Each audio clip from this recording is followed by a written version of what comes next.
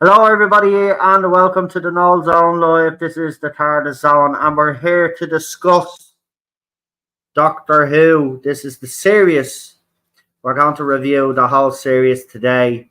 We're going to ask the question, was it a success or was it a failure? And this is what the panel and myself are going to figure out today. Of course, most of you know what my opinion is on the absolute joke that calls itself Doctor Who, so I don't think we need to know what I think about it, but I'm pretty sure most of you in the chat there will let us know how you feel. Now, I've sent all the emails. I am a little bit late, so just bear with the panelists while they scramble together to get on.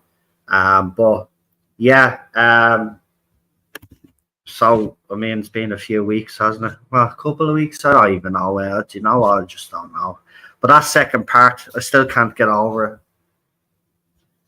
I still can't get over it. I mean, that was just awful. Latest news, actually, if you want to talk about Doctor Who news, it seems like again something I predicted. But you know, I'll never get the credit, so who gives a shit? But Martha Jones may be returning to the Doctor Who universe with the Sea Devils spin-off. It's been rumored that she's going to be cast. I don't know if it's official, because you know me, I don't check the official stuff anymore. But being rumored that there'll be a return for Martha Jones. My question is, where's Mickey Smith? Wonder what happened there. Did they get divorced? Probably found out he was a Zygon or something. I don't know. But yeah, so spin-off seems to be given the green light because it was commissioned along with Doctor Who. I don't think there has been any official word yet again on the commissioning of season 3. And as I told you, there is no rush actually for them to make any sort of announcement. So, you know, because season 2 is in the can, then they're going to be doing the spin-off. I'd even, you know what, I'll even say this. I wouldn't be surprised if Doctor Who actually takes a year break. You know, we get the second season, then we get the spin-off, and then Doctor Who comes back. If they do that. But there's no official word whether it's being commissioned or not. So, again, there are people out there saying that season 3 is happening. They don't know that for a fact. It's not the fact. Even the showrunner himself has even said that it hasn't been commissioned. I'm not saying it won't get commissioned, but it hasn't been as of today. So that's where we are on that. Now, we've got a couple of panelists. I have sent out, as I said, all the emails, and this is our season review. I don't think this will take long, to be quite honest with you. I mean, there will be stuff to discuss, but we did discuss all of the points during the thing, but there was stuff that we probably didn't get to that we'll get to today. So let's bring on our panelists. We've got the one and only Queen Charlotte joining. Hello, everybody. And of course, you know, our new panelists throughout these watch-alongs, Cinnamon. Hello, he's got a bit of a smile. Hello. He'll be crying later on when we're talking about this disaster. But actually, PD, I should have checked Facebook. I'll just check. Matt can't make it tonight. Did he tell you? I know. Yeah, I was talking. I spoke to him on X. I was sending messages there. Yeah, he told me what's going on. So yeah, Matt won't be joining us, unfortunately. But we will try get Matt on in the future. Of course, he did join us for a couple of panels. If you haven't seen them, go and check them out. But yeah, he's dealing with some stuff at the moment, so we wish him the best, and we will see him soon, of course. Now, I'm just checking.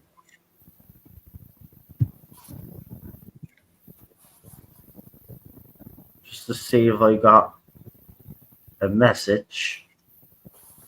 We've got a couple of messages actually. But why is this taking so? Is there something wrong with Facebook? I don't know. I've not used it a lot today. Finally. Right, no message off him, so he must be. He'll pop in. He'll pop in if he hasn't. Ted's off. Hello. Okay, are you finished? You got it? Have you got it all off your chest there now, buddy? Anyway, Dad. Right, let's get into it. I suppose we should talk about RTD first because this is his show. So I think we should start off with him and kind of stick through what he gave us and where we think he was okay, maybe, and where he went completely wrong. So I usually start with Charlotte first because we always say ladies first. But you know what? This week I let old Cinnamon, if Charlotte doesn't mind. I let Cinnamon, because I know by the time I get to you, you've got so much to say that and limited amount of time to say it. So it'd be better off if we start with you first. So we'll talk about the good points of the RTD era, the things that you did like that he brought to Doctor Who this time. So go ahead, start off with the good, and then I'll get to the bad with you because I know there's plenty of bad, but we'll get to the good first, to be fair. The good stuff. I mean, I would say that there's definitely some good stuff there. But as usual, in all things in life, not just Doctor Who, usually the bad outweigh the good because naturally, whether that's just sort of like the British or maybe the Irish spirit, it's just the way we are. We jump on the we tend to, what's the word? We assume our focus, so to speak, on the negative. I think. So it's sometimes it's harder to promote the good stuff. But I would say Shooty is the Doctor. In a sense that I think he has it. But then he's also inconsistent with it because you get episodes like Rogue where it's just a completely opposite of what he's been building up. Again, the Christmas episode, I was really enthralled with him. He had much more screen much more screen presence than Geordie ever did. Convinced me he was a Doctor pretty much straight away. But obviously that was only the one episode, and I remember at the time, okay, as much as I liked it, it is only one episode. Let's keep it grounded. Space Babies about me and two other people that like it. Again, a bit silly, but it just when we got to Boom, I was already convinced, but it more than solidified. And then you get the sort of the flip side of that where he has been inconsistent. So you can't get total praise from me, because there has been inconsistencies, especially when you compare it to Tennant. Tennant didn't always have, the best stuff. Josh. Tennant didn't have the best Hello. of scripts. Right. There were certain episodes that were better than others, but you could always argue that Tennant was pretty full on, 100% in every episode that was in. Can't say the same for Shooty, unfortunately. I think just the tone, just sort of the quality of the scripts, not as good as they could be. Nowhere near Russell's best. I'd easily watch RTD's first era over this any day. But I still think, in some regards, are better than Chibnall. But then again, but in other regards, there's always a fit. There's a double-edged sword. There's usually, for every good thing, there's usually definitely a bad thing. Because although I think I've enjoyed the scripts and the actual episodes, felt more like Doctor Who to me. Again, Boom, I give that a 9. I mean, it's very inconsistent because I'll give Boom a 9 and then I'll give Empire of Death, what was it, a 2? That's quite a drastic drop-off. And it's like I even said, I think, that the resolution, the whole big ending to the whole season, all the answers finally revealed, and I felt that was worse than any Chibnall effort. I mean, I suppose, as terrible as Chibnall basically building it all up and then saying, oh, well, I'll just leave it to let somebody else handle the mess. I mean, okay, as bad as that was, but I think I prefer that to a total, because at least then you sort of still say, well, it's still open, it's still there to be explored, someone else can do it. I'd still rather that than just come out and say, nope, the ending's deliberately boring because it's supposed to be boring, and that's somehow good because mental gymnastics. Okay, like Noel just said it there when I was just watching it before we all came on. I still can't get over that ending. It just seems completely unprofessional to me. How you can even mental gymnastics, how you can even begin to compare the whole Wraith thing when she started off small and became hugely big and important and special so quickly. I mean, again, I said it before, didn't I? If you're going to be comparing, the sequel trilogy and that writing, that's not quite the great reference point you probably would want to make your argument to. But again, with Ruby, the whole thing about that was the whole thing about her mother was that she was big anyway. From the very start, we were told that this is someone important. I mean, again, the whole loaded cloak, for goodness sake, pointing for dramatic cinematic value to name your child as a 15. I mean, that's quite. It's just a bit out there. Just things like that. The whole season has been better but worse in some respects because, like I said, there were some things that are worse than Chibnall. I mean, again, Chibnall didn't give a concrete resolution to his stuff, but I would still at least prefer him. I would still at least prefer someone go, okay, it's open ended, someone else can do something with it, rather than say, nope, it's boring deliberately. It's mundane, and that's the intention, and that's somehow good. But again, there's some genuinely really good things, and then there's just so many bad things. It's completely inconsistent. That's probably the word. If I was to sum up this season in one word, it would be inconsistent. Right, Charlotte, do you want to get into your good points of this here? Then I'll get on to Josh, and then we can get into the nitty gritty, which is all the bad shit. Yeah. Plenty of it. But go ahead. What were your highlights or good points of RTD? I think in some episodes he actually did really good atmosphere. Like we all said this at the beginning of 73 Yards. That whole bit with the pub, that whole sort of part in the countryside, that was really sort of it tapped into folk quite well. It tapped into sort of being isolated quite well. And those characters weren't characters full of depth in that pub, but they were quite well realised little characters, which Russell used to do really well a lot in his first run. They served their purpose, didn't they?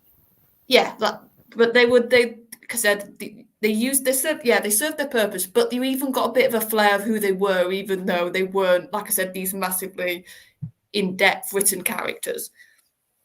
And in other episodes, we said in The Legend, the whole sort of tension and the build-up to Sutek and the reveal, that created a really, I think, creepy sort of, wow, sort of this incredible force has come back. That's what Russell did quite well with The Legend of Ruby Road.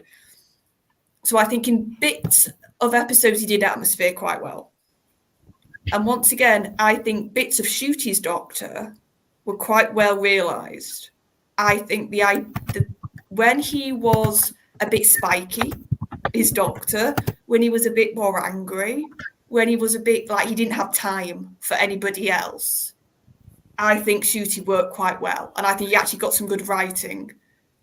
That, once again, in The Legend, I loved how he treated Unit in that story, the Doctor, because he was written and he was acted as this higher being. He was above them. And the way, little lines of him like saying, no, shut up, like Ruby's mum can come in, that scene was the Doctor. The way he reacted when he saw their time window, that was the Doctor. And I think in some of the earlier stuff, when Shooty was talking about Susan and his past, I think that was written with quite a nice sense of legacy and what's gone before, and that these beings still mean a lot to him, like Susan. He still has those connections. So I thought Russell wrote that stuff quite well. And I think even though it was forced. I think it felt more forced the more weirdly you saw them. I think the initial sort of chemistry with Shooty and with Shooty's Doctor and Ruby, I think that was quite nice little sort of, you got the vibe that they were friends. And I like that we weren't having a romantic vibe with these two, which I was scared Russell was going to do a bit, honestly. It felt, once again, not as good as Dan. Sorry, not as good. Sorry, hello, Dan. That's why I've said that season chat. Not as good as Donna. That's what I meant to say. Not as good as Donna and Tennant. But it was sort of in that field of friends again. You could tell that they were written as sort of in moments being quite caring to each other, which was nice. But I'm very much in Cinnamon's case. When we get to it, for all the stuff that he did well, it felt like the next episode he did something to erase it or to go against it or to weaken what he'd done well previously. Yeah. So it was like he'd just get a good run. You'd just start to get a bit of momentum, whether that's character stuff or story stuff, or like I said, the actual atmosphere in some of the episodes. And then it would just fall off a cliff the next episode. Yeah. So it was very sort of everywhere. That's how I would talk about this series for me. It felt lost. That's the word I would use. It felt very lost at times, and it didn't quite know what it wanted to be, who it was aiming itself for. I felt like the audience kept shifting who they were aiming this for as well. One week it was the really young audience. Then the next week it was... Yeah, and then the next week it was clearly the legacy fans who wanted to get... But what did I say to you? But what did I actually say to you when RTD was announced? You remember Josh and all, I think, was here. We were all having a discussion about it. What did I say? I said the biggest mistake that RTD could make was trying to please everybody. And that's what this feels like. He tried to please everybody. But unfortunately, that's not going to work. But we'll get into that. Keep your positive points, and then we'll ask Josh, and then we'll get into the negatives. Oh, and my last positive point, but I think we all knew this with the amount of money. I do think there was some really nice production for this series. Some nice sets, some nice costumes. And like this, even though I hated most of Devil's Court, I felt like the actual setting, and they did a really good job of transforming you back to that era. Same with the Regency episode. That felt like Regency to look at. So some of like the sets were quite impressive, I thought, this series. So that's another thing I think is quite a positive. It's the production side of it. Where this sort of go around. So those are my main positives. Right. Well, for me, I'll make it clear. I'll make it short and sweet so I can get Josh in. But I do agree with every point that you have made. But for me, the big highlight, someone just said it in the chat there, though, was Millie Gibson. I wasn't sure of her after the Christmas special. But for me, she has been the highlight of this season. Now, should she be the highlight of this season? I would say no. I would argue it should be the Doctor. But her acting in places really impressed me. As I said, I wasn't too sure of her after the Christmas special. I actually doubted whether she had the acting chops to do it, even though I defended her and said she is a pretty good actress. But I think she got her moments to shine. And I think she has been the highlight. On Shooty, is he the... Cinnamon said he's the Doctor. What I would add to that is, yes, some of the time, but very inconsistent. I think a lot of things have been inconsistent, and I think that him playing the Doctor has been... There have been moments where I thought, yes, more of that, please. And then RTD then will go next week then and do something completely different with him, and then you're just completely thrown off. The fact as well, it's a negative, but I won't get into that yet. But they're my positive. It did look great. But a polished third is still a third, in my opinion. But it looked great. And you know what? Yeah, production value is absolutely fantastic. I don't think we can argue with that. But I would have wanted more attention on the writing, and I think he would have been onto a winner. But they're my positives. Right, so we'll get on to Josh to see if he has any positives. If not, Josh, if you don't have any positives, you can start us off with the negatives if you have any negatives. But if you have positives, go with that first. Okay, the positives. Hello, everyone. Hello. And welcome back, by the way. Thank you. Thank you. I had to provide work early to be here, a different time zone, but I finished up what I had to do. The positives. I love the opening credits and the closing credits. They were stunningly beautiful. I love the interior of the TARDIS. And beyond that, it kind of gets sketchy. I do think that Millie outshone the Doctor in every chance she got. And there were times you were able to connect with her emotionally, where the Doctor, it just didn't work. I mean, someone raised an interesting point in one of the groups where, if you can't see one of the other doctors, whether it's Tom Baker or Capaldi or whatever, doing the things that this Doctor is, it's probably not Doctor Who. But we'll hold off with the negatives. My positive list was short, like the season and the ratings, but that's the way it goes. Do you want to start right into the negative? Yeah, go on. Okay, which is basically everything else. I mean, we have to be honest with ourselves. We really do. Even for people who loved it, let's put aside the race swap. Let's put aside the homosexuality, whatever the love stories there. Put it all aside. We're still left with farting spaceships, snot monsters, musical numbers. It's just not Doctor Who. It's not the show that we all came and loved. This is literally RTD Unleashed. In the way that he can do whatever he wants. It's his thing. And like the first round was a little campy. There's plenty of proof of that. But this RTD2, it's off the charts. It's kind of embarrassing. To get through it, I sometimes had to create drinking games. Take a shot every time he calls someone honey. Take a shot every time he cries. Are you still with us after the crying bit? I know you can't binge. You can't binge watch it with a shot for every tear. Otherwise, you get damage. But it was just a total mess, because there was certain themes that kept repeating. Like if you add the word intelligent to something, it can do whatever it wants. Oh, intelligent glove, I can do whatever it wants. Intelligent bungee cord, I can rope in the TARDIS, I can do anything and everything.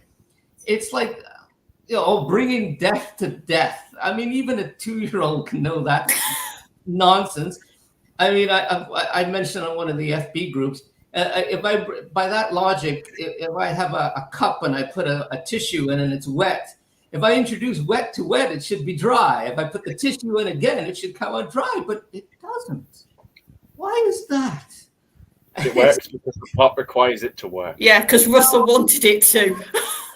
But that's the thing. It's so, Pyramids of Mars was so clever. It's one of my favorite, probably one in my top 4 of the Baker era. So brilliant. And again, repeating things, building up to a mystery, and then there's nothing there. Oh, the big bad suit. He calls him Suits at one point, if you remember that. And at that moment, I was going, Sutek, give him your gift now. And it's this gift of death, and it's like, oh boy, and a whistle and and then it's like, Ruby's just ordinary. Well, how do I make it snow? I want to make it snow. I'm ordinary. Most people on this panel are ordinary in the same way, except Charlotte. She's a queen, but maybe she can make it snow. I don't know. It's so dumbed down. It's diminishing the show that we love. I disagree with one thing that a lot of people are saying, the second season's in the can, it's going to be for sure. It may be produced, but it's not guaranteed a primetime slot. I think there's every possibility that if they analyze the ratings, that they may just dump it on the iPlayer, and there you go. Oh no, it's still being shown. They've come out and confirmed it's still been. They have the deal in place, so they're going to show it. But BBC they will eventually. The RTD has made it clear it will transition onto the digital platform sooner rather than later. He thinks that BBC actually, as a terrestrial thing, is a spent force anyway. They have to move some of their shows. This is why they've aligned themselves with Disney. No, it's in the can. It will be released. Whether the third season now, the spin-off and all has already been given the green light. That's the Sea Devils one. Martha Jones is rumoured to be coming back for that. That's already in the can. That's already been greenlit. So that's happening. What might happen is, what you might see is, you'll see the second season, then you'll probably see the spin-off, and Doctor Who will be a year break, and then they'll bring Doctor Who back. But the third season hasn't been commissioned as of yet. RTD has confirmed that. So season 3 is still up in the air, but some are out there saying that it's going to be greenlit. That may be the case, but as of now, right now, this second, it hasn't been greenlit. Now, Disney, as you know, Josh, is actually in a lot of trouble financially. You know, The Acolyte looks like it's going to be another flop on their hands. They have a couple of other things coming out that people reckon are going to flop as well. I mean, they may reassess the situation after the spin-off and after season 2 and think, you know, is it viable enough for us to keep going with Doctor Who? Then you may have a case. But season 2 will see the light of day. You are going to see RTD2 do a second season, unfortunately. Yeah, and that spin-off. I think it might just dump it on iPlayer. I don't think it deserves a primetime spot. It's kind of not on the primetime slot now. They've kind of pushed it, haven't they? They've been pushing it there. That's why it's been dropping on iPlayer, and then they've been just dropping it. I don't think it'll stick to the primetime slot. They have been messing around with the slot. It's not had a consistent slot for some of these episodes. They've done it slightly earlier or slightly later. So to me, that's a bit of a sign to what Josh was pointing to. But it probably moved to Sunday. I wouldn't be surprised if they moved this back to Sunday, because it'll drop on iPlayer on the Saturday night, and then they could just show it on the Sunday at the 6:30 or whatever time slot they gave Jodie Whittaker. Do you know what I mean? Because as far as they're concerned, and what they're telling us and what the media are telling us, is that the overnights mean jack shit now. It's about the 28-day consolidated figures now. But no, well, on that point, when you talk about, this doesn't mean anything. If it didn't mean anything, they wouldn't put it out. Very simple. It's like the appreciation index that they no longer do, because that doesn't mean anything. All it means is the 3 people who left who actually watched the show, did they enjoy it?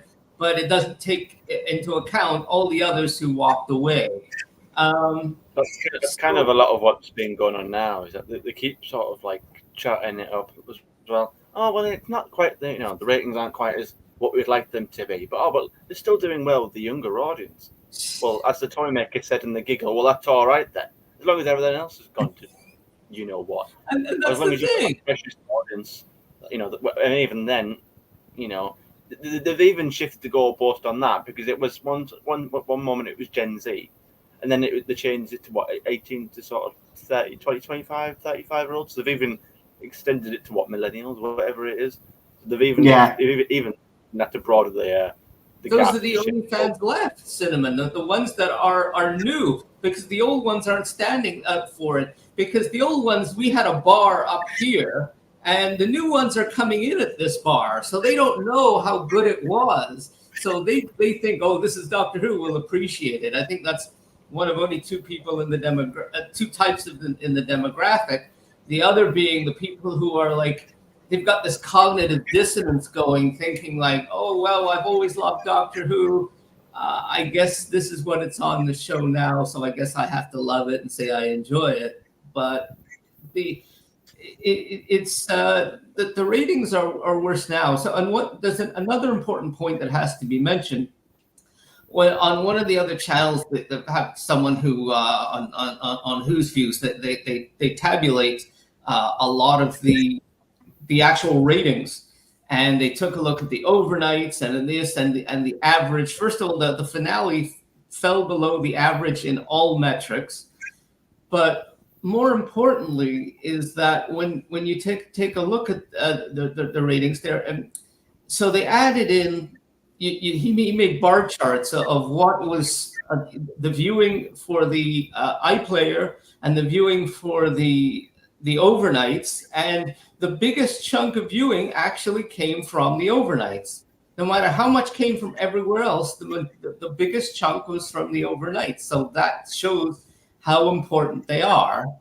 And the reality is the show is doing worse now than it was canceled in '89, and I don't know what they are waiting for to pull the plug on it. You know, from 10 million down to 2. So there you go. So what I gather from you is the biggest issue with this show right now with the RTD. Would that be fair? Yeah, well, it's shooty. The whole attitude where he's playing it campy. I'm just trying to think of moments that are worth rewatching. I mean, it's funny, they had that musical number in the second episode, Devil's Court. As much as it was fun, it wasn't Doctor Who. I think that would have made more sense as a Children in Need special to have that little musical number. But the Doctor that we grew up with, it's just not there. I'm glad they call this a soft reboot, because the less connection it has to the show that we love, the better, because it's not there. And the ingredients, it doesn't matter how much money you put in. It all starts with a backbone, which is a good story. You compare the beginning of the third Doctor with the beginning of the ninth Doctor. Both of them introduced the new Doctor, both Spearhead from Space. Has everyone seen it? Yeah. So from 1970, well before I was born and before everyone here, I imagine. So, and it both introduced a new Doctor, both had the Autons, but it was such a more visceral script introducing Pertwee. There was no, burping dustbins and fake Mickey. There was something silly and campy about it even then. It wasn't as bad as it is now. I mean, the BBC at that time would keep it in check to an extent, but it's not the same even as classic. But I mean, the new Who did have its moments. But putting it out in theater, what a stunt that was. Like, who, you put all the profits together, I probably still wouldn't be able to pay next month's rent. Well, they actually did a thing for that. What was it? I saw some number. I don't know what the exact number was, but it was like I saw it. It was £350,000.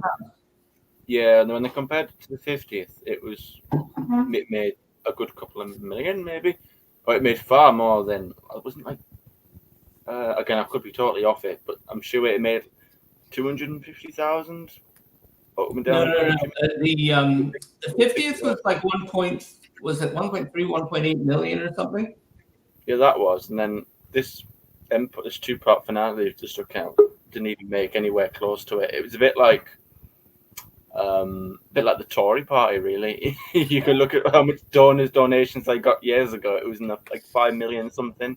Now they can barely scrape anything. So yeah, it shows you. I mean, obviously, it depends as well as to the time people had to go out, but it's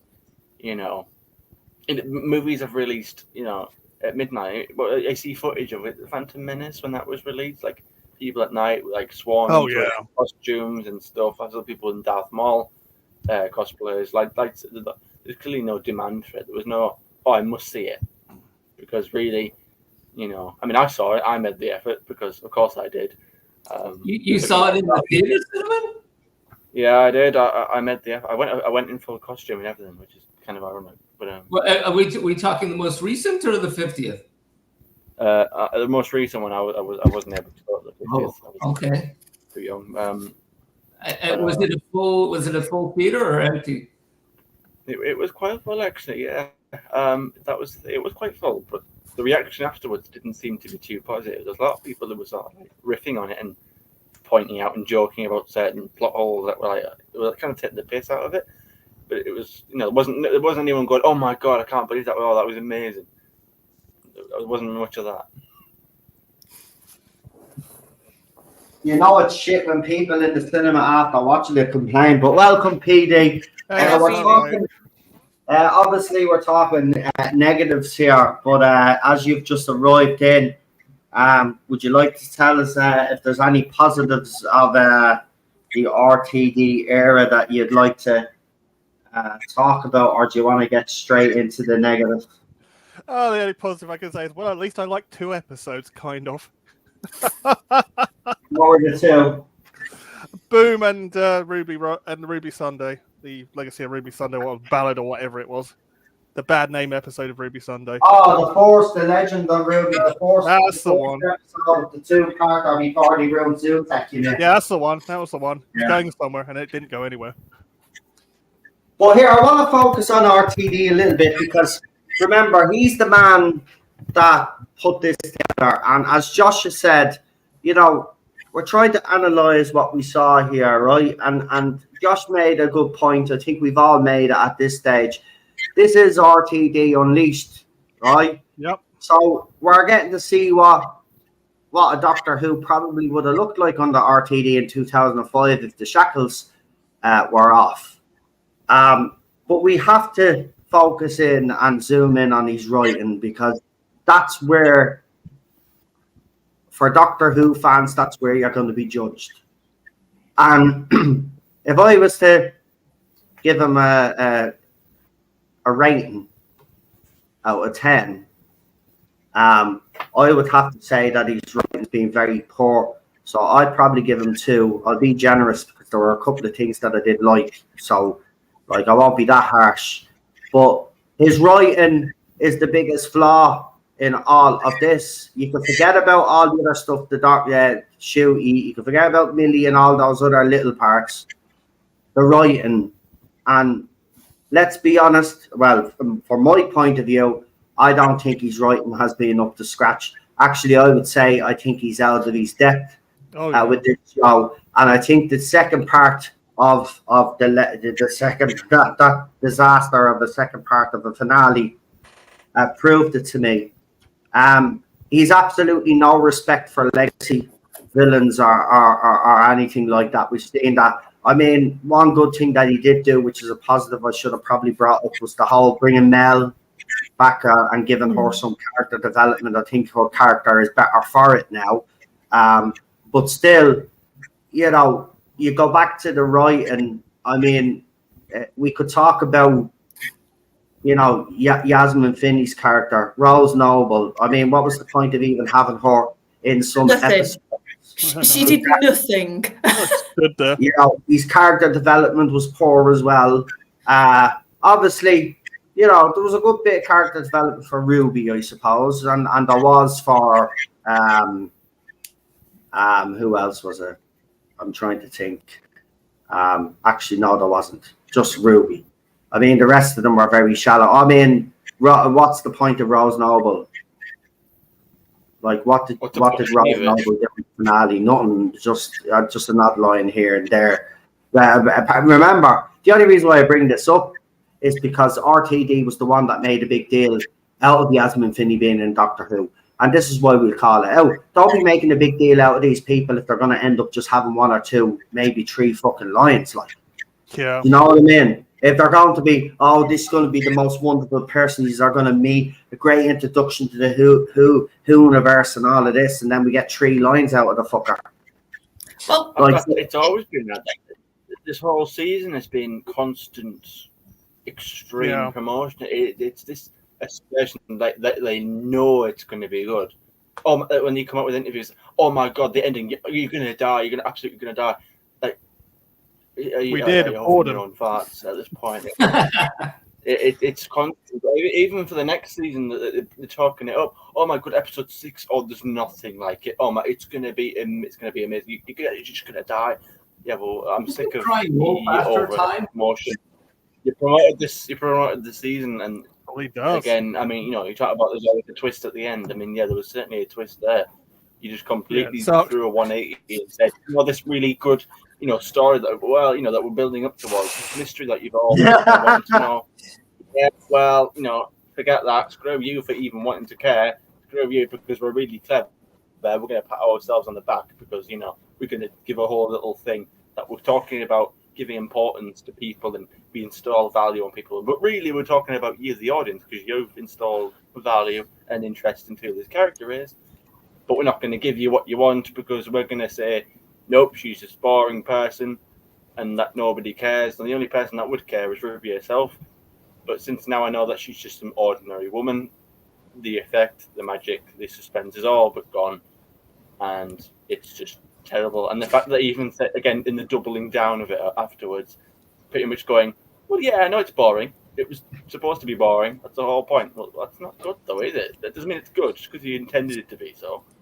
The problem is with Russell, and this happened throughout the whole series, if we're concentrating on writing, he didn't put the hard work in to get the payoffs he wanted in the episodes.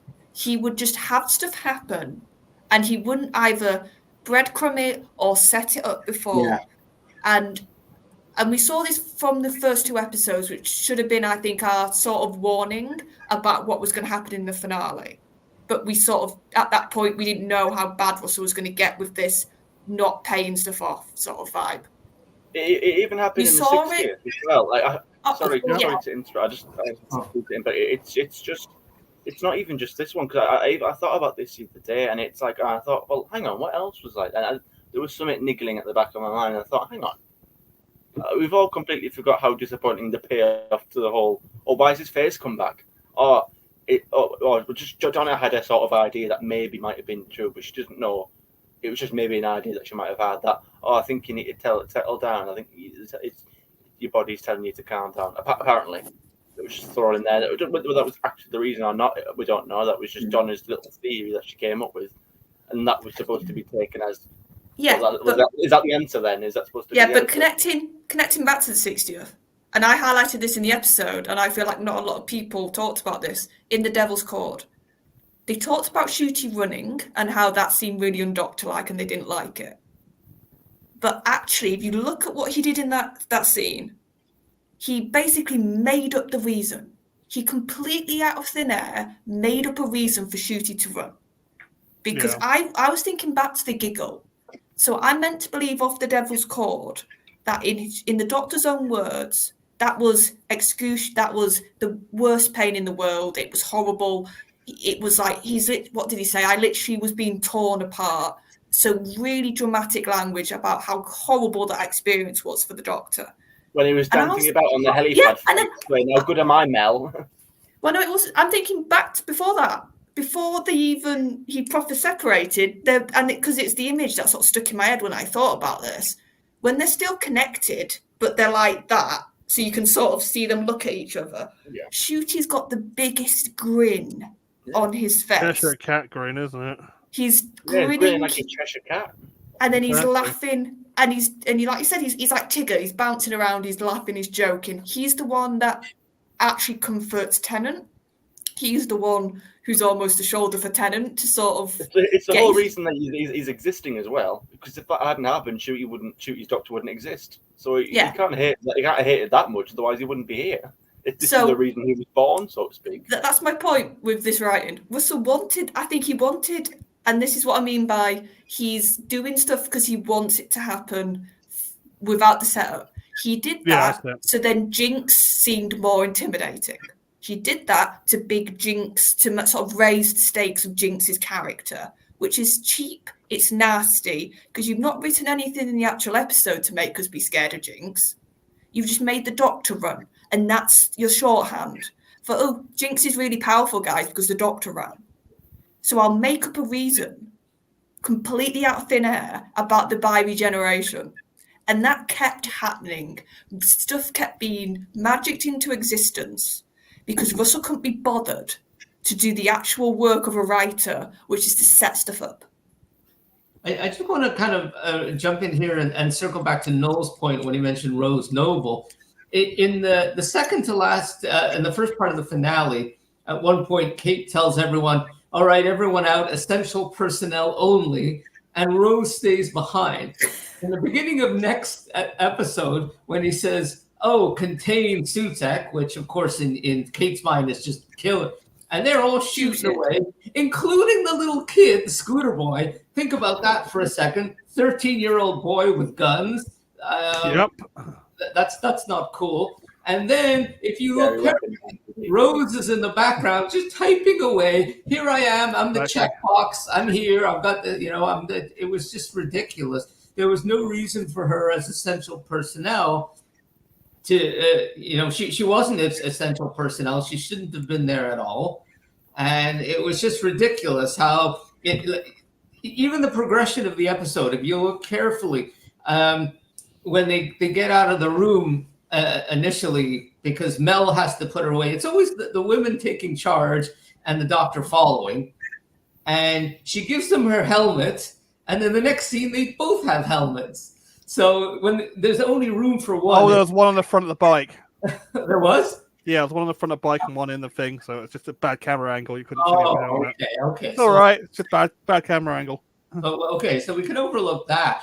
But like this little moped is trying to erase a sandstorm, and it's like it was almost like watching like the Roadrunner cartoon where the coyote would walk off the edge of the cliff, but he wouldn't fall until he looked down and realized that he'd walked off the edge of the cliff. And so that's what it just had a comedic ridiculousness to it. I mean, Doctor Who can do humor and can do it well. One of my favorites, just to go back to it, is Capaldi's The Caretaker, when he's going undercover as himself.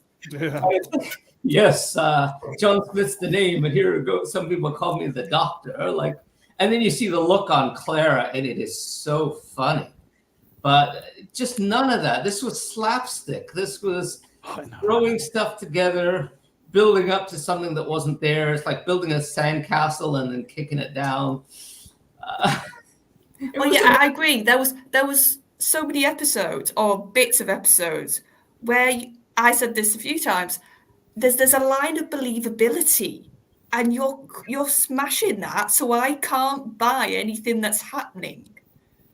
Like in Dot and Bubble, like I meant to believe that I get the point she's in a bubble, so she can't see all of it, but she can still hear. She's still in the room, for God's sake. I meant to believe she's been in the same room as 4 people getting murdered by a massive slug, and she was none the wiser. And she couldn't run away from it. She couldn't run away from the slug when she saw it. Yeah, she couldn't walk. It's like, really, you can't walk in a straight. You can't walk forward except for a voice. The thing where it physically takes control of her body, so she physically it's on autopilot, like it's a thing connected, like some sort of chip. Then that'd be more believable. But RTD is treating his audience like a bunch of children, a bunch of You can only you got it. No, you got it. Given like physical instructions, like a visual cue, but still physically she would feel how how to walk it because you feel it. You would look forward. Okay, yes, she needs the arrows, but she can still physically know. She can move her legs. Yeah. Well, that's what I said. The fact that she took the bubble off and she forgot how to walk. Yeah, as long as she sees the arrow, it's a bit again. If they just sort of explain that there's a chip in their head that maybe it takes control of them, so they can maybe futuristic cars, they can drive on autopilot, or cruise control, a bit like that for a human. It would have been no one. I wouldn't bat an issue. I would totally accept that. And then you can just throw in the Hall of Rogue for that. There's so many moments I was like, what on I missed that one. Oh, you did well, PD. Thank God. I was working. And he used the same plot twice in a row. I used to, just for fun, I used to wait for the last few episodes. I wrote these whimsical reviews. And when it came to Dot and Bubble, I said, let's recap the previous week's episode, which was Boom. I said, when the doctor steps on something and Millie has to come and save the day, not to be confused with this episode, which was 73 yards, where the doctor steps on something and Millie has to come and save the day. Yeah. But that's exactly what happened. And it builds up. Well, who's the mystery? I will answer a question that everyone's been asking, and that is, what is this old woman saying to make them all run away screaming? She basically threatened to make them watch the entire run of Shooty's episodes. And well, that's what she made. That's what she said to me. I think she knows coming back.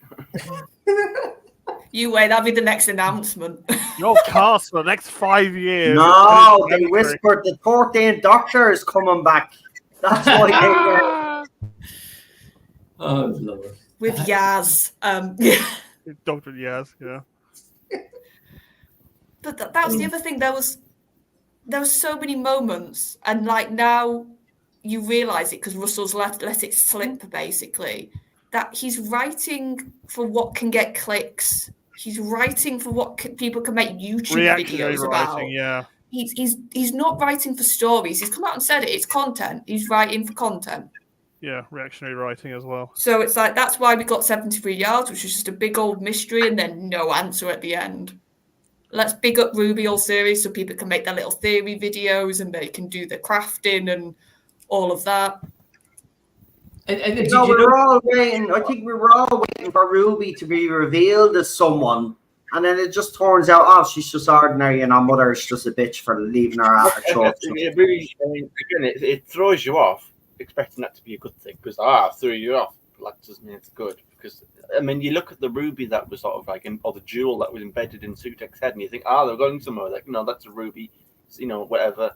Those little things you sort of you join the you join the dots to because we're intelligent fans who read between the lines, and then you get like, oh no, it's so much more simpler and so much more boring and bogged down and just so simple.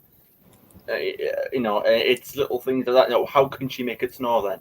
Okay, so we believe that she's important and we give value to her. That's still, that's still important. And I'm sure in the Doctor universe, Susan is important to the Doctor. We see that throughout Sean. I'm sure there's lots of mothers and lots of children. Did a Rose Noble make it snow when she thought about her mum or something? Can anybody else do that? Does the Web of Time freak out because Ruby's asking too many questions? I mean, it's things like that. And again, why was she wearing a cloak? When we're talking about clever writing, a clever story, if you then watch it sort of maybe 2 or 3 times, you can then even though you'll know the story because you've watched it 2 or 3 times, but you'll be able to say, that's why that makes sense because now that you know, that's why that happened. Whereas, why was she wearing a cloak? Again, for cinematic value, it's built up to deliberately throw you off. See, she's mysterious. She's this, she's that. But that's the thing, Cinnamon. It only works when you don't think about it. If you think about it, it all falls apart. And that's the problem. The old Doctor Who that we loved worked so well because it had a cerebral element to it. It had a mix of all the emotions, how they were solving it. I mean, one of my absolute favorites was Mummy on the Orient Express, Peter Capaldi. Oh, yeah.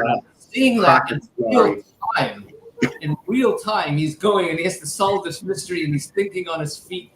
And he's in a room full of geniuses and he outshines them all. I'm gobsmacked of how good that is. And then to think that we have this now, it's sad is what it is. Yeah, and I think, and even in another way, the same idea you said about what used to happen. Like when I reviewed Space Babies on Dan's podcast, I said, no, think about The Beast Below, for example. This idea of little hints, which then paid off with the monster more precisely. In that episode, you saw the children not getting eaten. You saw loads of little things, which then all the clues were there, but they were quite sort of separate.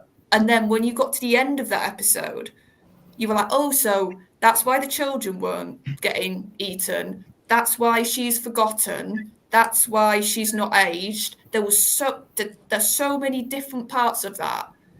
And then, but the big thing is why I compared it is all of that happened so you can understand why Amy is the one to go, no, we're not going to kill it. We're just going to trust, and she makes the queen abdicate because she's worked out. She's seen all the clues, which means this creature isn't going to desert you, isn't going to let you all die. It's going to save you, even after what you've done to it. And then you have that gorgeous conversation with her and the 11th Doctor. Yeah. And it's her explaining. Not the Star Beast, the Star Whale? Yeah. Space Whale, yeah. Oh, okay. But that's my point, because then she says, well, I knew, and then she says to him, well, if you think about it, last of its kind, incredibly old, wouldn't let a child suffer. She's basically saying, that's you, Doctor, and that's what the star whale's like. So that's how I knew the star whale wasn't going to kill us. But that's my point. There's stuff in that episode which made me go, that's how Amy's got to that point at the end of the episode. She's only known the Doctor for 2 episodes at this point. Although it's a big jump, and they could have, she could have like the Doctor said, she could have been wrong, and she could have caused the death of lots of people. The logical steps were there for her to make. Whereas with this season, a lot of it, again, it happened because it needs to happen because we need an ending. It's very, it just feels like, it feels very children's TV. It happens because, shock reveal, this happens because it needs to happen. But then you'll sit there and say, no, it's not for children, whatever it was, again, months and months ago.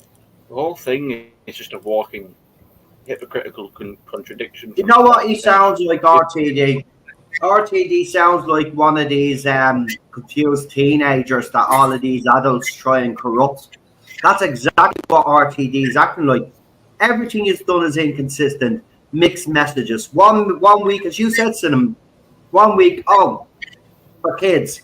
Next week, oh, it's not for kids. He's the biggest failure that he has had is that he's been trying to pander to everybody, and that was his biggest mistake. I don't care if this show is doing well with young audiences. Young audiences are not your bread and butter, RTD.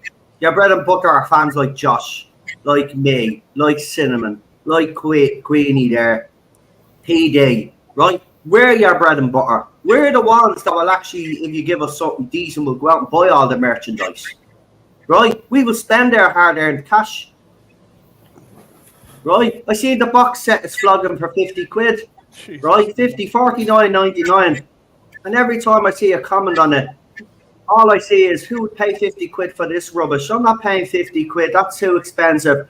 People are giving out. Do you know when 2005 Doctor Who came out? I still have the original box set there. I show it the odd time to you. Still there, right? Over 100 quid I paid for that.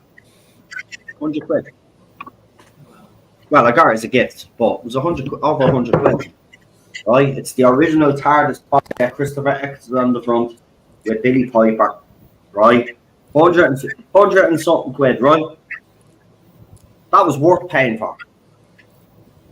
I would pay nearly 200, 300 quid for a box set if the show was fucking really good and you get all the extras that you get, because you got Doctor Who Confidential and all. Remember that you didn't just get season 1. These steel books you see here, the early ones, the Christopher Eccleston, like the first 4 seasons were really expensive. I think I paid actually these ones. I'll just move the camera up a little bit. These ones, because these box sets, I didn't start collecting them straight away. I was a bit behind, and by the time I was aware they actually existed, they were already quite a good couple out. So there was about, how many was it? It was just before season 2 came out, and that was some great box set to go. So there was plenty. There was about a good 8 or 9, maybe, I don't know. There was a good couple out, and that cost me £750 just on those few. And then season 2 came out on the pre-order on Amazon. Then I got that, and then season 9, and then season 20, then season 15 had just come out.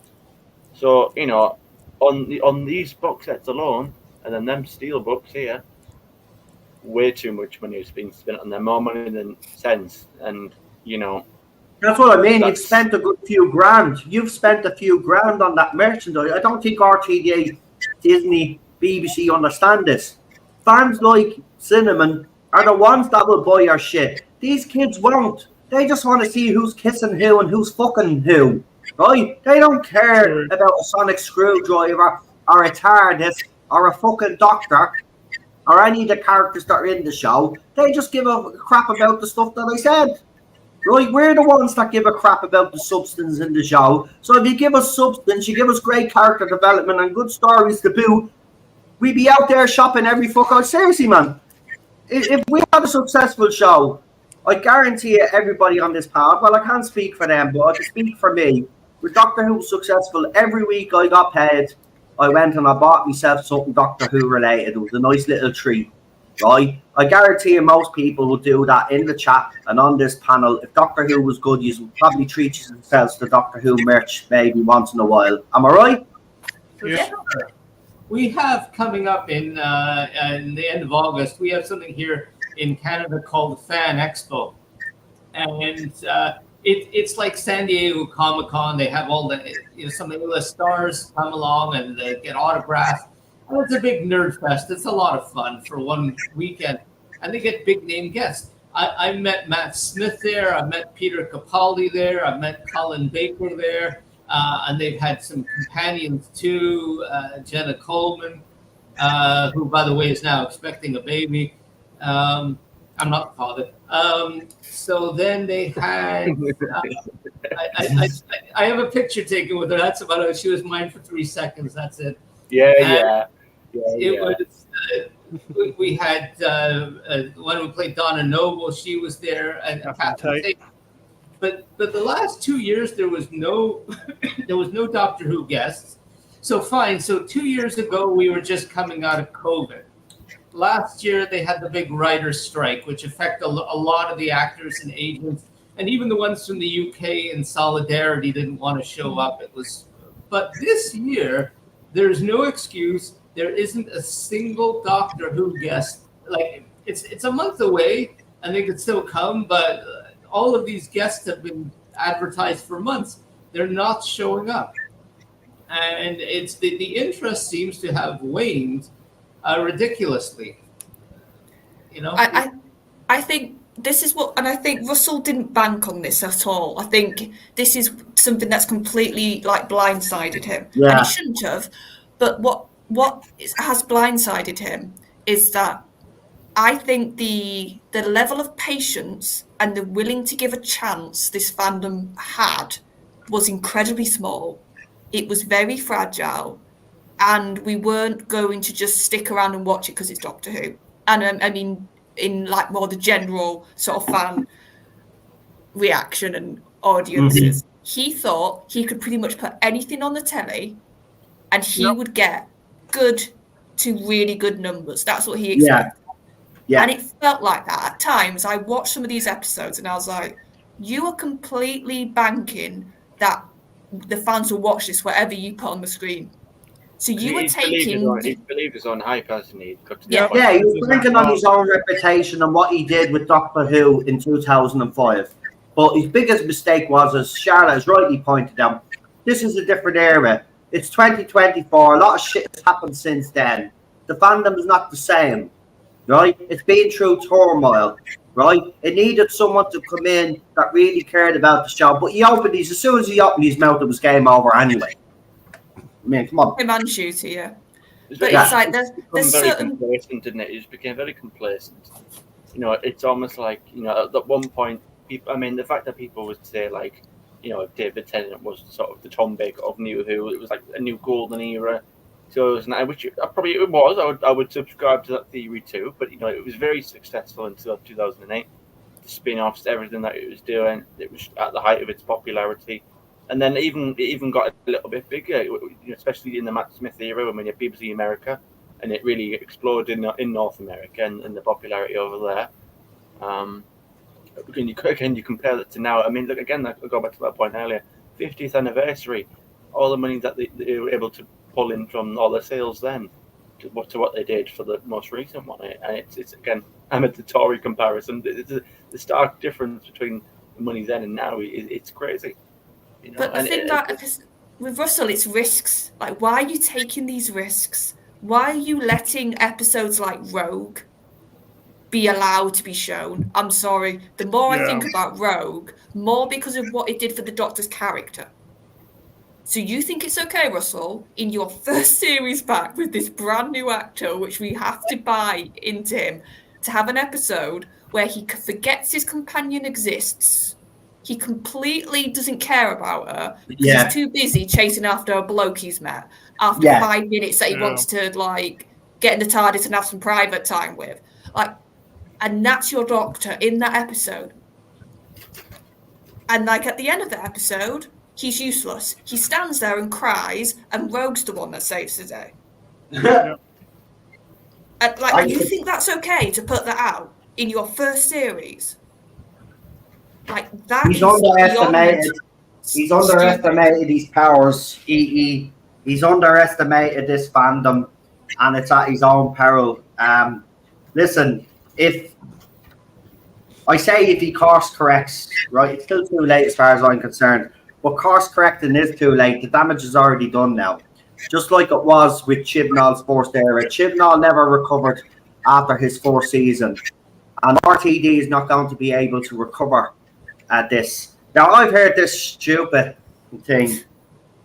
Obviously, we've been hearing a lot from the media, RTD coming out saying, and people defend the BBC coming out with a statement saying, oh, the show, the ratings are a bit of an issue, but it's doing well with the younger audience. And I'm hearing from people that, well, it'll be the younger audience that will save Doctor Who.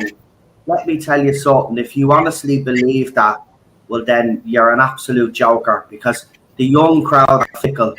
They will move on to the next big thing, right? Just like that, right? They're not fans. They will never stick around. That's the difference. So no, the young people are not going to save Doctor Who. This is why RTD was clever in his first era. He made sure that Doctor Who did appeal to the mainstream audience, not just fans, but the mainstream audience as well, and was able to introduce new fans, right? And he's gone completely the opposite direction now. Well, that's what he's telling us. First 1 week it's for the youth, and then next week it's for us. So it was getting new fans if it was good anyway. So that's a bit I don't get, because if something's successful and something's popular, look at the Fallout show. Look how much traction that was getting. I've not seen it yet, but my reaction, my pre-thoughts going into it are probably generally good. Like, well, a lot of people are quite pleased about this. So if you've got something that was successful, which Doctor Who in 2005 was, which was that was the only agenda at the time. No, Doctor Who isn't this like silly old show that that people ridiculed towards the latter stages of its life. No, it's back, and it's back with a bang, and it set out to prove a point, which it successfully did, and it caught on with the kids, the generation. There's a whole brand new generation there, because all you did. Me, I was one of them. So was I. I was that child then, and it's just, if you've got something good, then people will flock to it. But if you crave it, and that was the whole point, the whole desperate sort of cravings, attention-seeking motive. Oh, we've got to make it more like Bridgerton. We've got to have Infinity War, Endgame style vibes to it in the finale. Oh, we've got to have the what's that popular show on Netflix? The Creatures one with all the kids. Stranger Things. Got that? Yeah. Again, in 2005, it was just Doctor Who trying to be successful Doctor Who in a contemporary 2005, 21st century, it's new Doctor Who. It wasn't trying to copy anything else. Now all it does is copy everything else. Yeah, it's like House of the Dragons come back, and they go out on a Monday, so I watch the episodes on the Saturday. And I'm sorry, after watching that now, I think the first of that came out like right at the tail end of this series ending. You watch the House of Dragon next to this. Oh, it's like having a children's show next to an adult show in every way whatsoever, writing wise. It's not perfect, and even there's that first episode of House, there was a couple of bits that I was like, oh, not brilliant, but do you know what House always does? And this is what it made me realise, because I watched it so close to Who, in a sense. Even if there's slightly more not good bits. But for all of that, do you know what? The main thrust of the story with these characters, it grabs you, it entices you. You want to know what these characters are going to do next. I felt none of that for this Doctor, for Ruby, for any of the characters, really. I liked Ncuti's Doctor, and I do think he's got potential to be a really good Doctor. But it's getting absolutely mismanaged, writing-wise, the way they're characterising his Doctor. And I think Ruby, I agree with you, Millie, really good actress. Sorry, really good actress in the role. But when you actually drill down back to writing, she's not much to a character. She's just an orphan that wants to find a mum. Yeah, and That's it. and when you have that scene at the end where okay, it's not a bad scene, but it's she goes, "Oh, I love you," and it doesn't say it back. And she again, when they talk about it Unleashed, they really pick it up. It's like, "Oh, well, I didn't actually say that final line until it was actually finally for real, because then it wouldn't feel the same." Which okay, I guess, but it's like I don't get it. Like, oh, am I supposed to be sad now? Am I? Oh, it feels like it's only just begun. These much shorter seasons. And for 2 of them, they were dropped on one night. And it was like, it feels like I'm being told I have to. I feel like, is this it now? Like, again, when I saw him yanking it like a bloody dog, like, it's like, so this is the conclusion, is it? Are we getting close to the ending? Is it? Like, it's like, yeah. This is the part where I'm supposed to feel a bit sad because it's a goodbye. And all the time I was thinking, so she was sad then. Okay, she's going to come back for what, 1 or 2 episodes for the next season. Is that it? And apparently in it on your official, your press release. Oh well, she's still technically in that season 2. Yeah, for a few episodes. It's just we didn't have enough time with them to care. There was no suspense from week to week. So the whole I wonder what's going to happen next. Well, there was no suspense. They were quite separate for the most part, apart from the whole who's the Susan Twist character for the week, or apart from that little thing, and maybe odd references about a mother. They were quite separate, which isn't a bad thing, because I think for a lot of people we were crying out for that. Actually, separate stories, which is a bit like how they had it in Classic Heroes. That's a fair thing to do, but because of that, I'm quite a big EastEnders fan. So when something shocking happens, it's a big cliffhanger moment. What's the next one?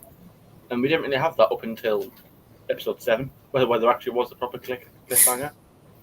It's just, and again, even the other points, I would have far preferred it if you had Shooty driving the little moped instead of Mel. That would have been a great action scene for him. That would have been great seeing him bobbing and weaving. I would have loved that. I prefer that. But no, you're supposed to have got a brand new Doctor who you're trying to solidify and establish as not just a new Doctor, but a new Doctor for a whole new generation and a whole new show, because it's all so much bigger now. But you've got him effective. As much as I like him, you've got him effectively a side character in his own show. You've got. There was a lot of that in these episodes. Did you feel like that, Cinnamon? Yeah.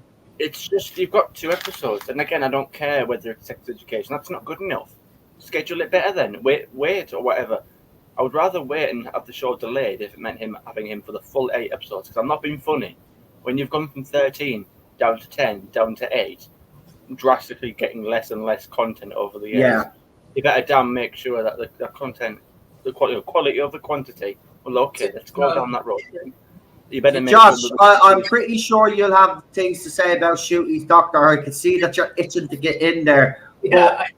Obviously, some of us on the panel, and I would be with Cinnamon, I think he does have potential.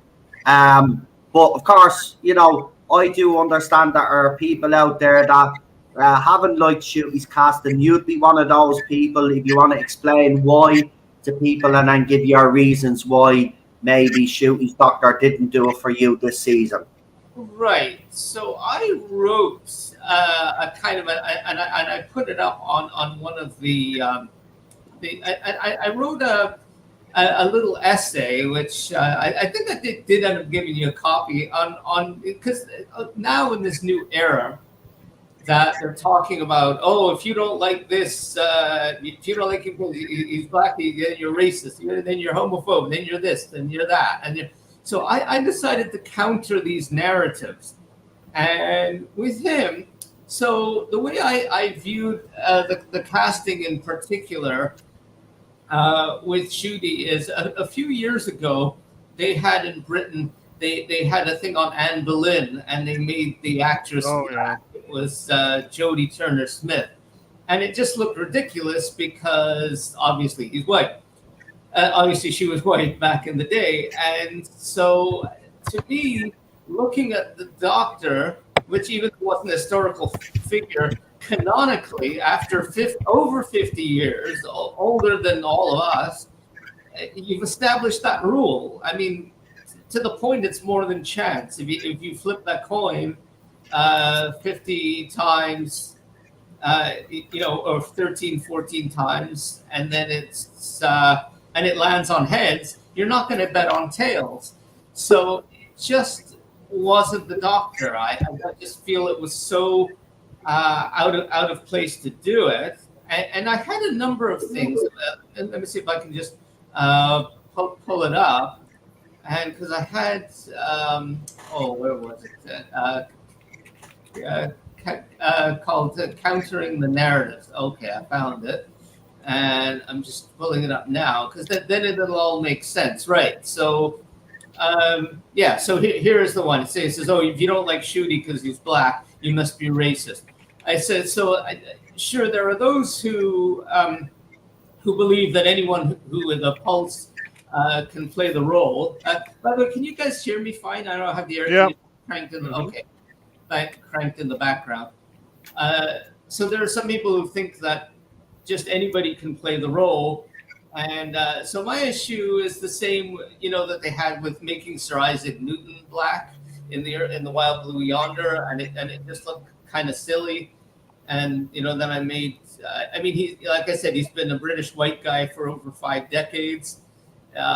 It would be like having Martin Luther King being portrayed like a white guy.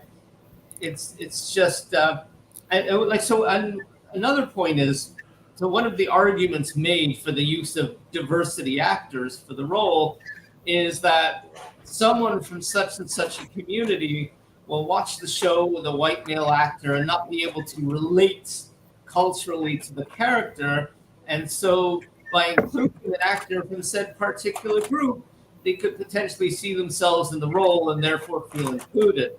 The problem with that argument, it's a false one and it's dangerous. I'll explain, because and not by using the same argument, a different argument, by using the same one. So the argument, if it's true, it should be true in both ways. So, for example, if something gets, if it gets hotter the closer you get to the fire, it should be cooler the further away I get from the fire. So if someone from a minority individual can't relate to see a white male doctor, then by the same token, a white male individual can't relate to a minority actor and thus not watch. The ratings suggest that this is actually happening. But to this, all the progressives say, oh, you can't expect a minority person to relate to a white doctor, but if a white person can't accept a minority doctor, then it's racism. Well, that's actually a double standard. So, the argument speaks for itself. And then, then people say, oh, it doesn't say anywhere that the actor can't be black. Well, doesn't mean the fact that you can do something doesn't mean you necessarily should. I know there's people who think, oh, it's just racism, but then hold on a second. We're just talking about one particular role on one particular show. So I'll give an example, and I say, can I not like tuna fish and ice cream, but not tuna flavored ice cream? So it's the same thing here. I'll give a very specific example to home in the point. Robert Downey Jr. as Iron Man. I loved it. He plays the role so well that most of us can't even imagine anyone else in the role, even though he spends most of his time in the suit. But I also love Sherlock Holmes, very British, a brilliant character. I love him the same way that I do James Bond and Doctor Who, etc. So when Guy Ritchie comes along, that's Madonna's husband, makes a comedic interpretation of my beloved hero Sherlock Holmes with Robert Downey Jr. in the titular role, I didn't even want to see it. Most people would understand my lack of desire towards that interpretation, but the progressives would say I must be anti-Robert Downey Jr. Yeah. I mean, so Mr. Gatwell may be a fine actor, just not necessarily a good casting choice for the Doctor. So that's one part to address, and for those who will go ahead and say, okay, you don't like Shooty because he's gay, you must be homophobic. But so the aspect there is like Neil Patrick Harris was gay. I loved his interpretation of the toy maker. Same. Yeah. Oh, it was spot on with where he goes, "Oh, I guess that's all right then." I loved it. Or Best bit about that entire episode, I think. So well done. And even when he does his bit in German, he's recognizing me. I loved it. But he didn't bring the gayness aspect of onto the No. show. So, like for example, I'm someone of the Jewish faith. You probably stand for a rabbi from the planet. I'm completely indifferent of seeing someone Jewish play the role. Having said that, I definitely would not want to see the nth degree of having someone in the long coat and the side curls and a big beard. Yeah, It would work for anybody. So, and Shooty is that extreme degree. Oh, when he wears costume and his shirt's pulled down and you can see half his chest, and it's just, to have a gay actor on the show, not an issue whatsoever. We also had, I don't know how many people realize Sir Ian McKellen was the role of was the Great Intelligence in The Snowman. His voice, we only got his voice, but Oh yeah. a great actor. I mean, where he's playing in Lord of the Rings or an X-Men, just absolutely fantastic. And unlike someone when they did Jack Harkness, that was different because he was omnisexual. He would hit on anyone that moved, and that was hilarious. Because it wasn't the main character, exactly what you're talking about. Yeah. And it was played up for the twist, wasn't it? And the doctor goes, "Oh, stop flirting." He goes, "I was just saying hello." And he goes, "That's for you. That's flirting." Oh, come on, you had to love that. I met him in real life. Why am I not? John Barrowman, yeah. Yes, John Barrowman. And he even made me pose like I was doing a kiss, like just in the air. It's just so funny. And if that was the 15th fact, you probably wouldn't have it. It would take, go ahead, flirt how you want. Because we all know his character. But I thought it was hilarious how they handled it. And then you find out he's the face of Bo, and it was so. That was my issue. No, I don't hate black people. I don't hate gay people. My favorite pundit in the world is gay. I've seen him twice. The conservative, very British Douglas Murray, and but it just doesn't work in this show. It's like having tuna flavored ice cream, and another point it's when they say, "Oh, there's nothing that says the Doctor can't be a black man." Well, there's nothing really that says he could be, because for a large chunk of the show, or the majority of the show, I and everyone else just thought that it was okay. Male Time Lords can regenerate into other male Time Lords. That was always how I believed it. I thought male Time Lords can only regenerate into other men, and female Time Lords could only regenerate into other women. And say if you were a certain skin color or persuasion of a Time Lord, you well, that was what I always believed. And I thought, oh, okay, the Doctor can only regenerate into another man, and then maybe a woman can only regenerate into another woman. I thought that was very basic and common. That was what we saw throughout the majority of the show up until we got what was it? Was it Missy? Missy. Yeah, Missy was the first one, and then that was the point where again they up and changed it. So it's not like it's always been like that way. That's a very recent change. And again, another stupid article among the giant mountain that is building up of giant stupid articles is one that is what we're talking about.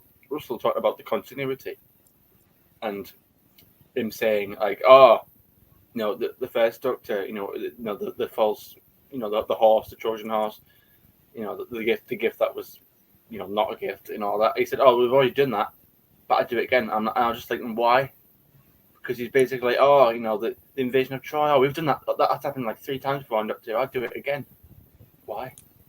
Because that is a pretty big story. It's a bit like, you had stories like The Fires of Vulcan, which is the 7th Doctor and Mel Big Finish story, where they went to, Rome and, the mountain exploding and everything. But then they also went there again. That's if you believe Big Finish is canon, which I personally do, but that's neither here or there. But, they went there again, in the Fires of Pompeii. Now, you know, the 10th Doctor, you just hate canning it. You know, you've got to be careful because he knows he's been there before. He doesn't want to run back into himself. Little things like that. But if you've got a story where, you know, again, famous story, you know, what's it called? I mean, bear with me while I just, you know, have to look. You know, is it not Sunmakers? That's years later. I love the Fires of Pompeii. There's lots of historical ones. You know, okay, An Earthly Child, that's probably a better pick. Or the Aztecs. Again, the Aztecs. You know, that's a story that's been done. Russell seems to think that he'd happily just go there again and again and again and again and again. You know, completely rewriting himself just for the sake of it. It's this modern narrative now that Doctor Who's always rewriting himself, and really always changing. It's all about change. It's all about change. It's not all about change. It's a show that has change in it, but it's not all about it. In the sense that, well, okay, it renews itself, you know, in terms of a lead actor or a lead supporting character, a companion. In that change, yes. But in terms of the DNA, the crux of what Doctor Who's about, the whole, you know, the Doctor companion dynamic duo that's been there since the test of time, you know, exploring adventures, monsters, plots, and all that stuff. That's always remained the same throughout the series, and even still to this day, it's just how you do it. But you know, again, this narrative that Doctor Who's canon and continuity, you know, is so broken when it's really not. Again, apart from a few small little things where you go, oh, well, how did that work? A bit like the season, really. You know, how does that make sense? You know, it's more bigger now, but you know, again, even the things like unit dating, they always try and say, well, okay, that's one example. There's really not that many instances of genuinely big broken canon. The thing is, you could have, you can have little changes, and I think Classic did this not as much, but it did it now sometimes, and New Who, when it was good, could actually do this. That they'd make a little change, they'd shift stuff a little bit. Yeah. Then it doesn't break everything else that's gone before. I mean, yes, like, they'd modify the canon every once in a while. They'd modify the canon every once in a while, but they'd just tweak it. They wouldn't go and completely throw it in the bin and put something brand new in. Like the Mythmakers, that's what I had to get up and there we go. Remember what it was called. Thanks, Charlotte. You know, again, that's the story's been there before. Russell seems to think, I'd just happily do that story again, even though, it would contradict that story. He'd go out his way to do it. That's the thing. He'd go out his way to just completely upend it. Whereas again, before it was just small things. You know, but he's done that side of that way. You know, but then this and then that. And small things. But you know, things at Timeless Child was not a small thing. That was a big thing. If you've been banging on since, you know, since 1969 really, Time Lords, they're my own people. So from that point on, it was then established that the Doctor, that's what the Doctor's race is called. From that point on, again, that wasn't a change because we never knew what he was before. That was an addition. That was a tweak, like you just said. That was finding more about him. That wasn't a direct. Again, even in the Deadly Assassin, a few people at the time didn't like the change to maybe the costumes or the change in direction that they took with those Time Lords, because they were different in the Deadly Assassin than they were in, you know, Three Doctors, for example. But again, that was an addition. That was adding things on. It wasn't taking away, which is what the Timeless Child essentially does. And again, I shouldn't even be here talking about it. We've all moved on from it now. You know, years later, still having the same conversations. But you know. Well, here's the thing: you can use a Russell example. You know, the key thing again. I made this point before. When you talk to the common man or woman on the street, what's Doctor Who? Oh, it's that guy that, you know, he's a Time Lord. He's from Gallifrey. No, he's not. Okay, well, he's a man. No, he's not. You know, he's changed. You know, the fundamental rule. Okay, he's a Time Lord from planet Gallifrey. You know, the constellation of Costerus. You know, those key basic points. When you completely upend that and say, no, he was only really there because, again, you're going to try and argue semantics about, okay, he's from there, but he's not really from there. But he's from there because he's a doctor and he's decided that's where he's from. But again, that's still changed. You've changed it for the sake of changing it. Oh yeah, but I get what you mean. We can use Russell examples then. What he did with Bi-Regeneration, that completely changed regeneration again after we just had a massive change of Chibnall to regeneration. Russell did it again. And then in this series, the whole retconning of Sutekh being in the TARDIS now. Like that now technically will affect, writing-wise, going forward, every story beforehand with the TARDIS being the central plot point. Because Sutekh, I meant to believe Sutekh was in that TARDIS in some form. How about when in Matt's series, when it was exploding? And that was the whole series arc, that the TARDIS was going to explode.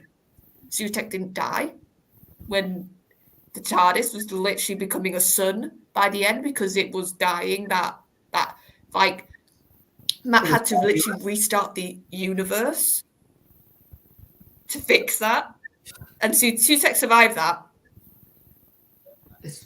I have a question for the panel actually, because when I'm going very often, I would see in this season he would create a rule and then break it. So like in Rogue, the Doctor would stand on that trap, the triangle trap, and then he can't move. And later he saves, so Millie can't move, and then he just saves her, just pushing her out.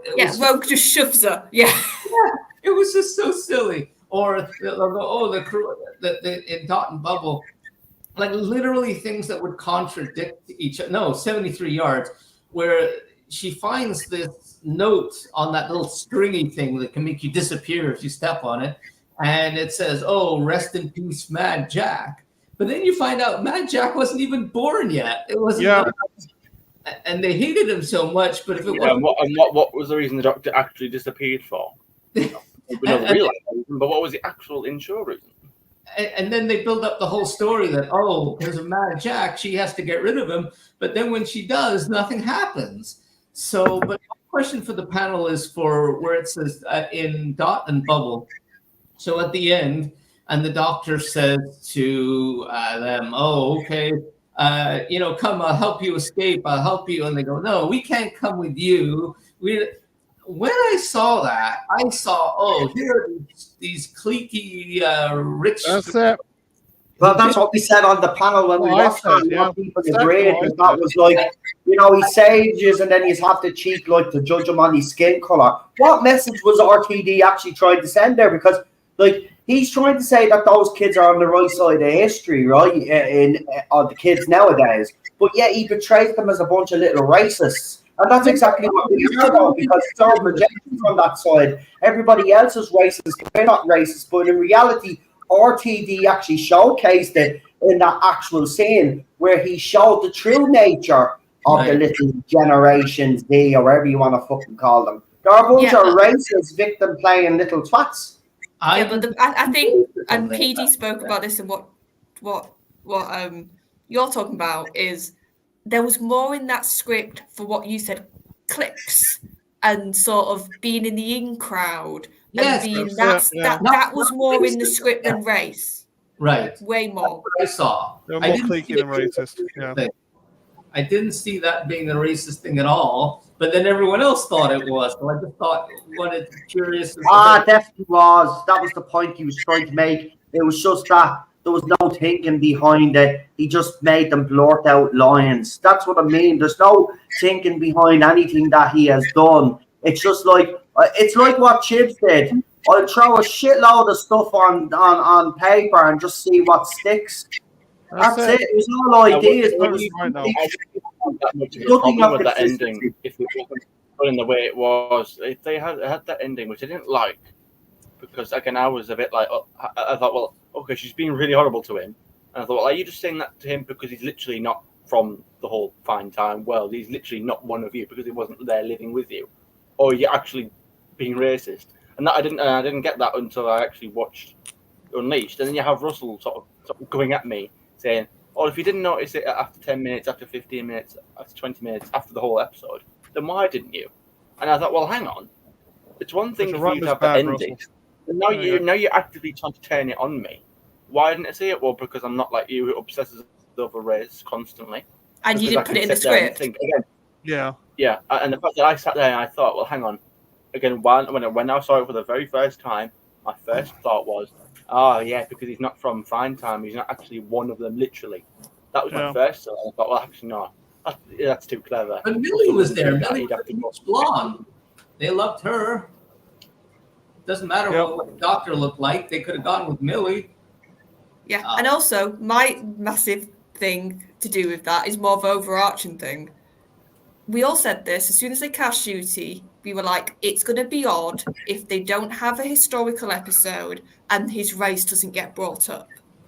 Like, if they're writing to actually to any truth, this doctor should actually have a bit of a hard time in certain time periods, in certain countries, and that actually, if it's done well, could be interesting. How's a doctor going to sort of have that hurdle, which the other doctors previously wouldn't have had in the same way? Yeah. What does Russell do? Your two historicals, it's not brought up once. Yeah, You have one set in the future, you bring it up.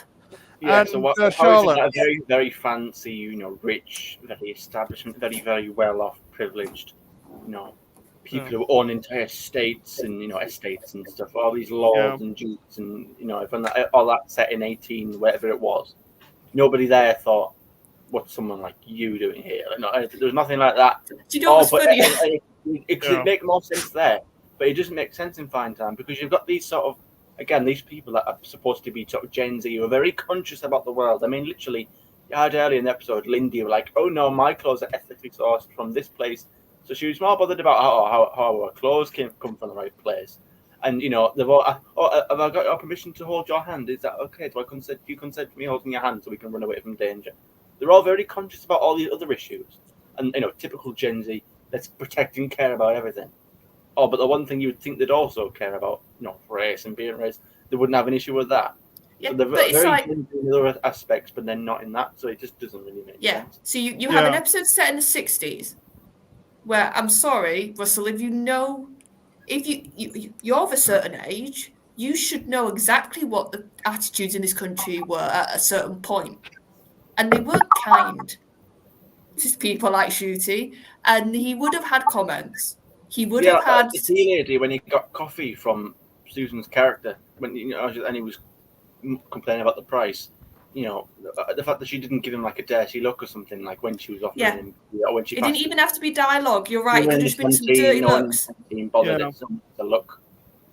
But this is RTD's world. Remember, Sir Isaac Newton is black now, so everything is different. So that's my point. He wants to. It would have been okay, not brilliant, because I'm one of these that hates this stuff about historicals not being actually historical to the time period. But at least I would have gone, right, you've just not mentioned it at all this series, so you're clearly just not going to bring it up. Right. But no, you made the point. You made this big old moment at the end of Dot and Bubble to bash us over the head with this, when actually any writer with intelligence would have gone, I've got an episode set in the 60s, I've got one set in the 1800s, which if you think about it, a whole part of the plot in that Rogue episode was we have to do something scandalous. We have to shock. We have to get them all gossiping.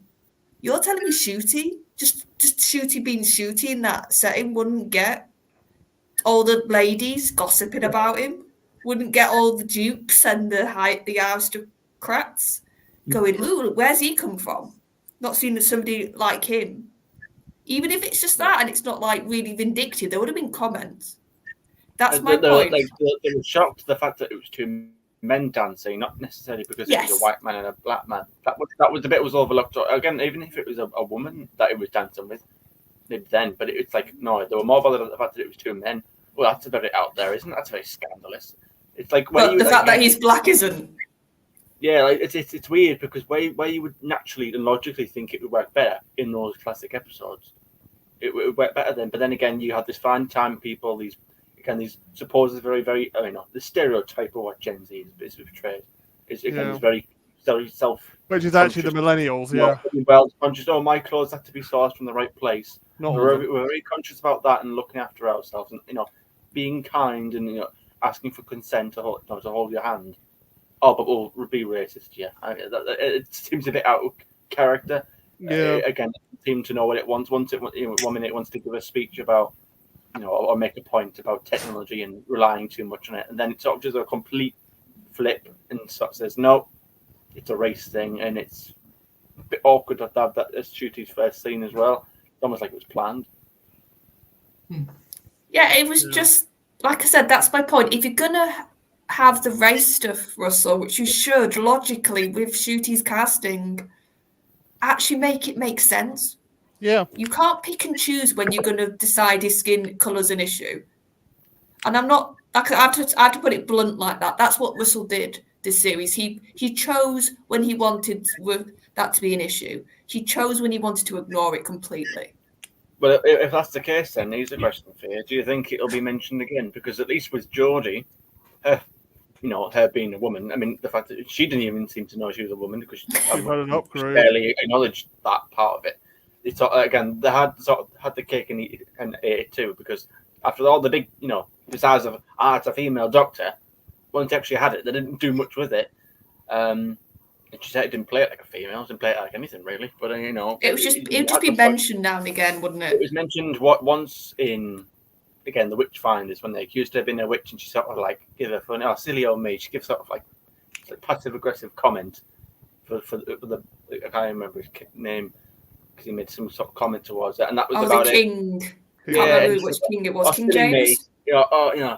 Just a woman, like kind of attitude. But apart from that, they didn't really have a big thing about her being a woman. Again, apart from even the Ghost Monument, where she said, "I'll come to Daddy," and then she sort of corrects herself. But even then, that was played up as a joke. So even then, in the Whittaker era, there weren't that many scenes where they sort of attacked her for being a woman, or then she had to sort of defend herself in a big scene. So, but I feel like, do you feel like there'll be more scenes where they have to point out this race?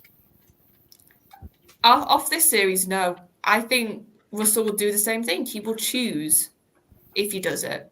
And it will not make sense because he's not, like I said, two pretty prime spots in the series to tackle it. And he didn't. So why would he do it next series? I could be wrong, but we will see. Yep. Time will tell. Time will tell. Time will tell. We keep hearing the same thing, right? We hear the same thing during the Chibs era.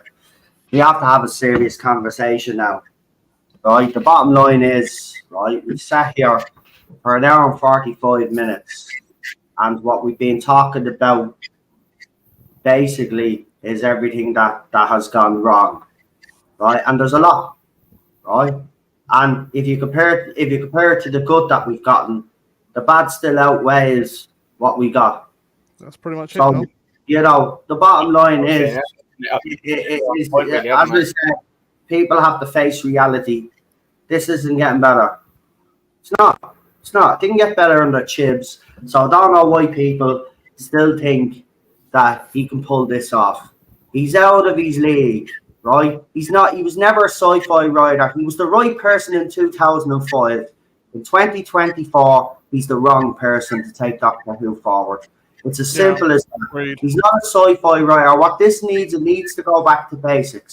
It needs to go back to its core of what it was, right? And RTV is not going to deliver that. He never will. He will give you all of this drama, all of this rubbish, right? That is not necessary. Look we're sick of it now. We've had a lot of it now, and we're done. So I mean, you can't keep thinking that this man or any showrunner that's failed is going to succeed. He is not going to succeed, right? The problem that we have is this poor show is going to be dragged through the mud while he isn't succeeding. You fail upwards now instead of failing down like you should.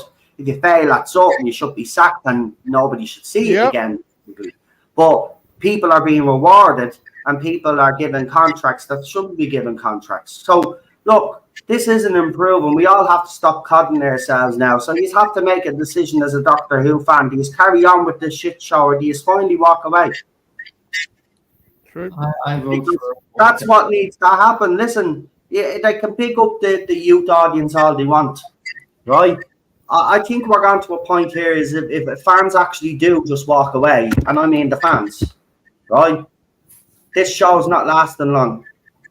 They either change direction or it goes into hiatus.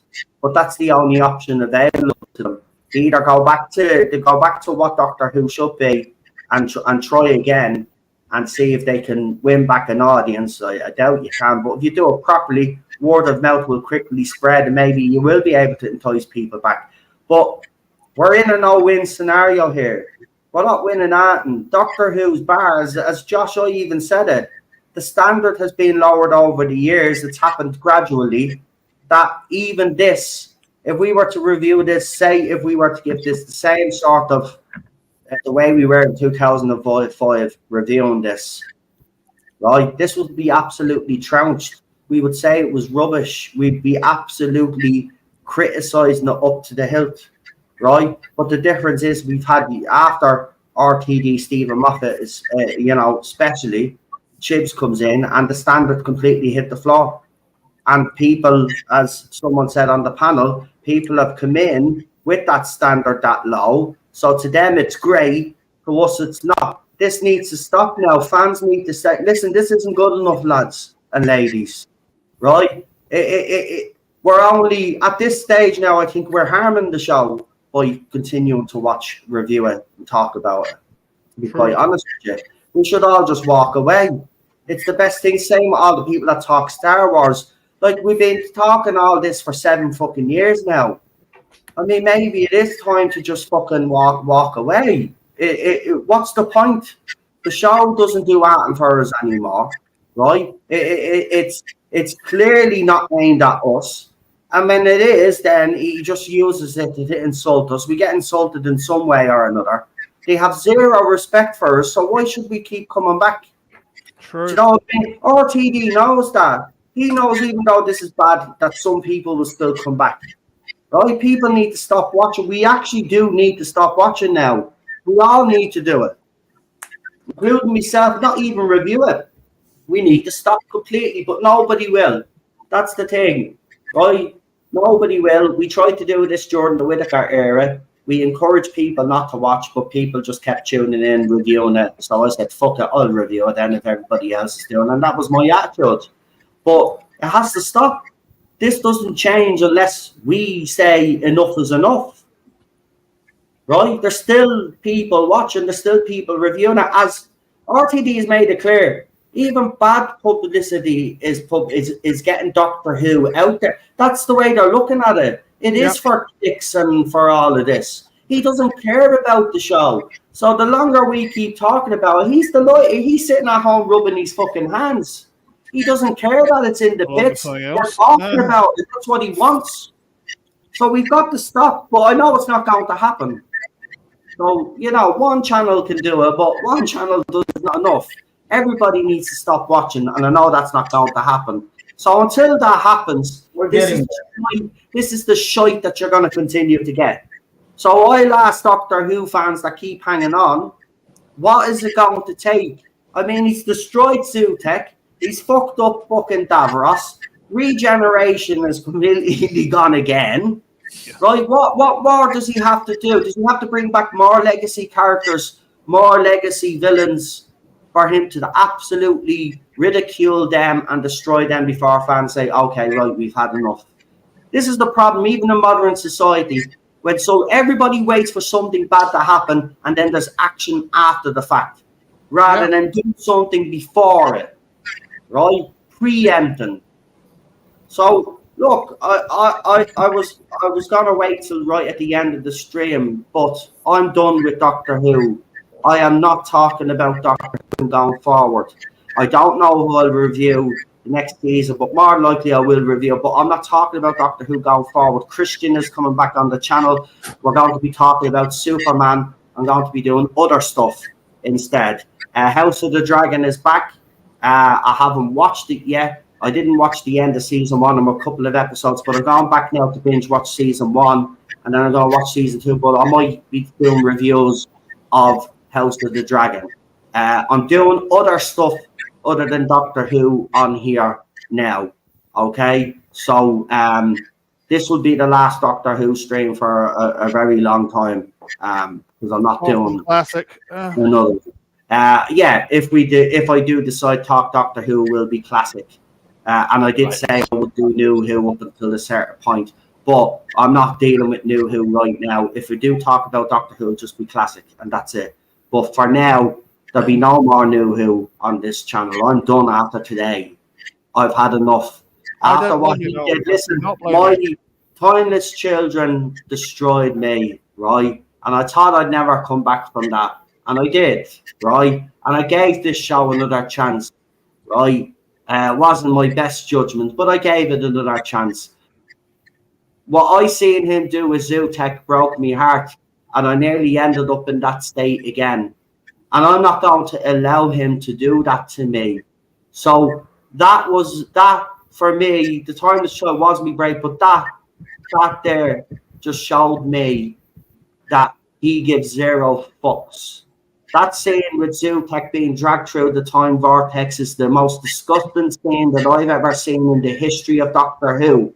And we did see bad with the cancer scene with Jodie Whittaker. I never thought you could top that, but you fucking certainly did with Zootek, dragging him through the fucking time vortex like a dog on a lead. You fucking scumbag.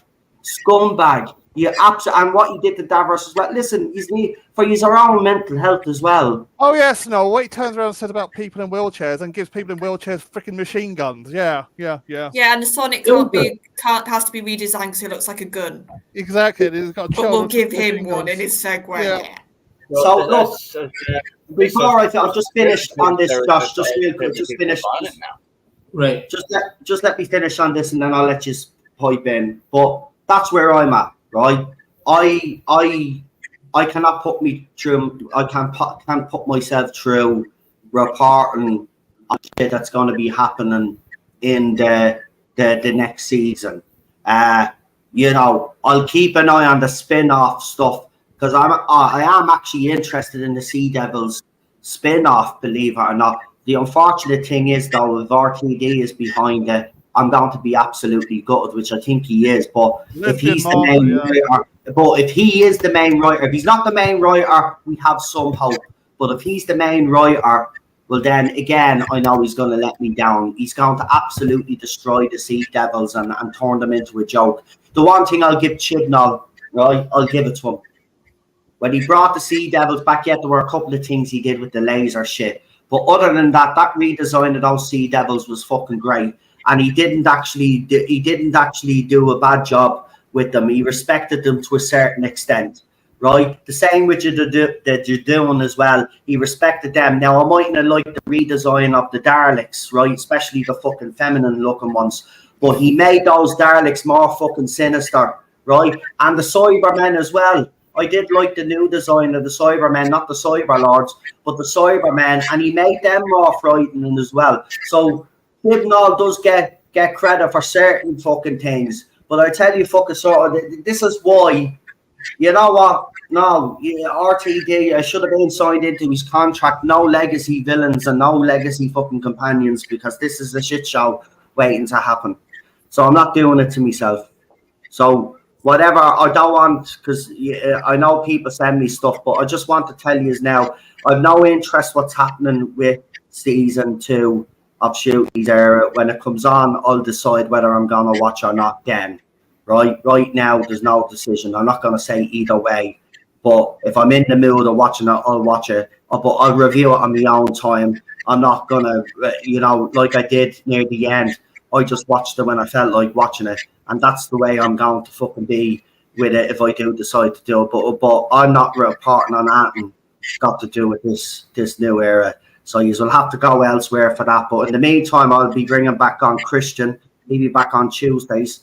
Our first topic is going to be the new James Gunn Superman movie. There's a couple of photos and other stuff there that we're going to discuss. So then on Wednesdays, then we still will have the same panel, but we'll be discussing other stuff.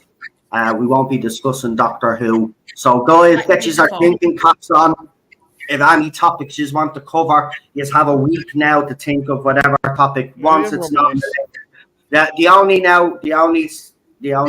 request that I make is that it's not related to Doctor Who in any way. It has to be off topic, because I'm not talking about Doctor Who. I don't care if you guys in the chat continue to talk Doctor Who. You can do whatever you want, but don't ask me my opinion on stuff. You can ask the panel if they're on, but I won't be commenting on that, and I don't give a shit. Someone asked me earlier on if I was suing Mr. TARDIS. For anybody that doesn't know, Mr. TARDIS has got himself in a little bit of a jam. Oh, yeah. He decided to go after James Dreyfus and make some insinuations. James Dreyfus then gave him till 12 midday to remove some offensive tweets. Mr. Tubby has decided not to do that. So now James Dreyfus is suing his fucking ass into oblivion. So Mr. TARDIS is being sued. And someone asked, was I going to sue him? No, because I don't have the financial capability to actually sue him. Nobody has that he is slandered. But you see, the thing about it is Mr. Dreyfus actually does have money. So he has a bit of quid. So now he's going to face the consequence of all of his actions, calling people white supremacists and every other fucking stupid buzzword that has ever come out of that fat tubby face's mouth. Sick of him. Dreyfus? Who is that? Finn Blue. Tubby review. He's the master on the Big Finish audio. He's basically he's one of the masters. He's one of the earlier masters, like the first master. Gimme. Oh, okay. So no, I don't need to sue him. Someone else is doing it, and hope something happens because he deserves it. He needs to realise that you can't throw in wild, baseless accusations. Nah, he's been doing this, and he's been doing it for years. He's been doing it for years. He was constant name calling. John the White. Oh, he's in Easy Go. This is actually the actual concrete proof. You know, it's just buzzwords that have been thrown around. It's okay. I know John the White, right? I want to say something about John the White. I don't always agree with John the White, but is John the White a racist? Absolutely not. Right? I've spoke to that man hours behind the scenes. We did streams in the early days. Me and him actually were the ones that fucking exposed Ben Cook and other people, the feminists that were trying to ruin Doctor Who. We broke that story. We broke the story on the feminist front, me and John the White. John is the least racist person I fucking know. The bottom line is that Mr. TARDIS, when he can't come up with a valid comeback on anything that's put in front of him, he just uses the same buzzwords as all of the left because he can't deny facts, so he resorts to name calling. Now he actually accused someone years ago of saying something that wasn't true. And the thing about it is that your man was going to sue him, but then because Tubby apologised or what he called, I have his apology, by the way. I have that whole apology. I have it at that time. But the apology wasn't really an apology, but your man backed down on taking legal action against him. And I always believed that was the wrong decision. Your man should have took the legal action against him and he wouldn't be as annoying as he is today. But he's going to be shut up this time. Yeah, Dreyfus isn't going to let him go. James is not going to let him go. And then he tried to play the victim. He insinuated stuff about James, right? James then responded back, right? And then he didn't like what James had to say. So then he doubled down. And then obviously James said, well, that's it. You've got until a certain time to take it down. If you don't, then take a legal action. And I went into James and he responded to me. I said, please do us all a favour. And I says, sue this motherfucker. I said, sue him. I said, and he wrote back, I am. He wrote back to me and he says, I am. And I was like, thankful. Everybody in the chats that I'm in, oh no, do you see what's happening? Do you see what's happening? Everybody's delighted. Everybody. He's the most hated man in the fandom. Yeah. Right? He's the most hated man in the fandom. He is responsible for a lot of the hatred that happened in this fandom because of these streams and the stuff that he's writing up on social media. He blocked me almost immediately, but sent all of his subs and everybody after me, tried to cancel me and many others for speaking out against Jodie Whittaker. And now he's getting it in the neck because for the first time in his whole history of doing reviews, he's actually given the last episode of this season. He said it was a letdown. He actually said it was shit. And he's getting backlash now off the people that he's been pandering to all year. It's glorious. He's getting it from all angles. And I love it. And I don't care if anybody hears it. I'm delighted. I told you that karma was going to hit you and bite you in the ass one day.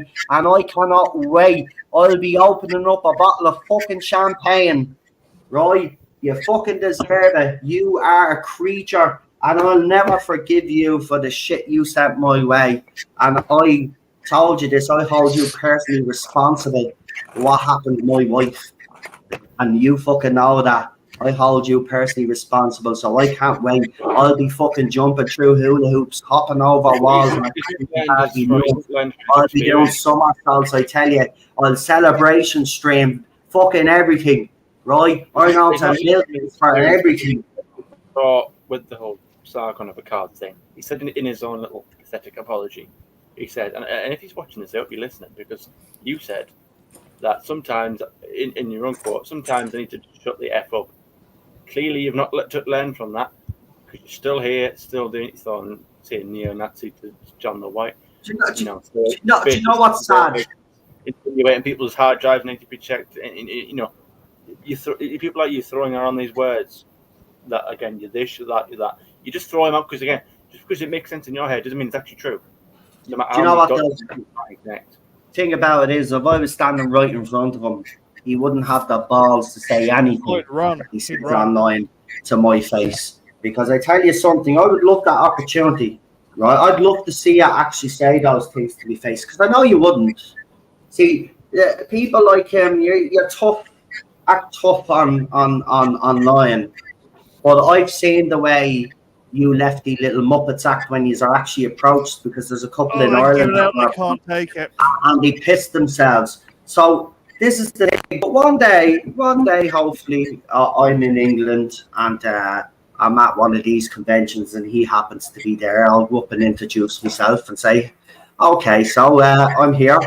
7 years of this, right? Come on, throw it all at me. What do you want to say about China? What was that? Yeah, you won't say, yeah, you go, what is a ghost, won't you? You probably collapse as well, you will. Go on, you little woke soy boy. I tell you, I can't wait. I just can't wait. You deserve this. I remember plenty of times people just told you, all you just needed to do was just do your thing and stop attacking fans, and you wouldn't listen.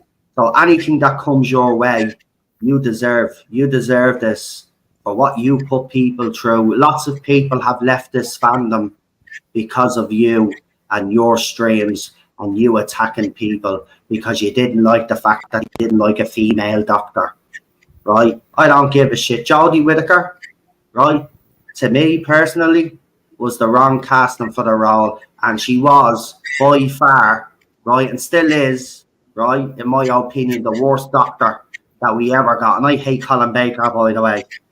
Okay, he's second. But Jodie Whittaker will always be the biggest mistake that this show ever made, right? And the fact that you're still banging on and still carrying on and haven't grown up in the 7 years that we have known what you're like in this fandom just says a lot about you. And listen, mate, here's a word of advice. Go into wherever you have a mirror. Take a long, hard look at yourself, okay? And when you say the words white supremacist, Nazi, sexist, homophobic, transphobic, you're looking at the person who's projecting yourself. So maybe sort out your issues that you have with society and with yourself and stop projecting on the rest of the world, because your time is coming and I can't wait. Do you know what? Yeah, I hope I hope you're finally bankrupt. You tried to take down this channel as well, take away my livelihood. I'll never forget that. I've been waiting for this moment for a long time, because if I had the financial power, I would have sued your ass a long time ago, because I've got plenty of evidence. Do you know what? I might actually even hand over me evidence to James to help him with his case. Sure. Yeah. To just make sure that it's hammered home. I'll even show the screenshots of all the little thumbnails with the swastikas that you have in them as well, just to help James along with his case. You're going down, you son of a bitch. Anyway, final thoughts. We're going to rate we'll rate RTD's performance as showrunner. And marks out of 10. So 10 being the highest, 0 or 1 obviously being the lowest. Now, I want you to really think about this before you blurt out any old number, right? We've had plenty to say. I think we know what the positives are. There's definitely a lot of negatives. Take that into account as well. So I will start off with, do you know what? Because PD hasn't much to say this week because obviously he had a show to do. He came in late and he hasn't really spoken. So I think it's only fair that we let PD give his rating to RTD. Now, we're not rating the series. We rate the series as well, but we'll go with RTD first. So what would you give RTD to, what would you give him rating-wise out of 10? What, for the writing of the series? Just the writing of the series, yeah. Not the series itself, just the writing. His performance, what would you give it out of 10? I'd have to say 1.5 because that's about as many episodes he wrote by him that I thought was any good. Right, so 1.5 episodes. That's fair. I'll go with that. Yeah, and one of the episodes, Dot and Bubble. I only give it that because I thought it was so bloody funny. It should have been a comedy episode. I mean, the first half of Dot and Bubble is not actually bad, but it falls apart pretty quick because of the dialogue. And the fact that, you know, oh, you have to follow arrows to walk. No, she already knows how to walk. It's just the Bubble giving it, oh, fuck off. I'm not getting into it. I'll give it a 1.5. I'll give him a 1.5 as well. Yeah. Yeah, it was hilarious for all the wrong reasons. Right. Who wants to go next? Tell you what, we'll go with Queen Charlotte. Yeah, I've got two that I'm bouncing in between in my head, sort of figures here. Right, do you want me to come back to you? Yeah, give me a couple more minutes. Right, Josh. Yeah, I was not a fan. I make a distinction between RTD1 and RTD2, as a lot of people say. Yeah, if you want to do that, that's fine, yeah. And that's where the comparison should be, Josh, anyway. He should be judged because he's done two eras, so you should judge them back to back. I agree. A lot of people would say, no, you should judge it against Jodie's era or whatever. No, but you judge it against his era because that's where the point of reference is. Judge him on himself. Yeah. I mean, he had some brilliant moments, especially with David Tennant and with David Tennant with Donna in the first run. Did really well. One of the best companion link-ups. I mean, Cinnamon was mentioning before Fires of Pompeii. That is probably my favorite stories. And that's brilliant. Because of the emotional aspect to it, where he goes, oh, this isn't history, Donna. It's here right now. And she gets it. And she's crying, and they hold it, and she helps them, and they do it together. And then at the end, when he says, save one person, doctor, save one person. And then, of course, they save the Peter Capaldi guy. And it was fantastic. Yeah. So I'm going to have to give this a 2 because the writing was just not there. They just to rehash the themes that we discussed before, how often he would, build up to something and then not deliver, make a rule and then break it, do things out of order, do things for no reason. Just, oh, Ruby's normal. Yeah, but you can make snow. Like it was just silly. 1 minute it was sci-fi, 1 minute it was fantasy. It was, it's the type of show that if you try to think about it at all, it falls apart. And that's bad writing. And he's just with laurels, and it's time for him to go. I'm going to give it a 2. 2. Cinnamon.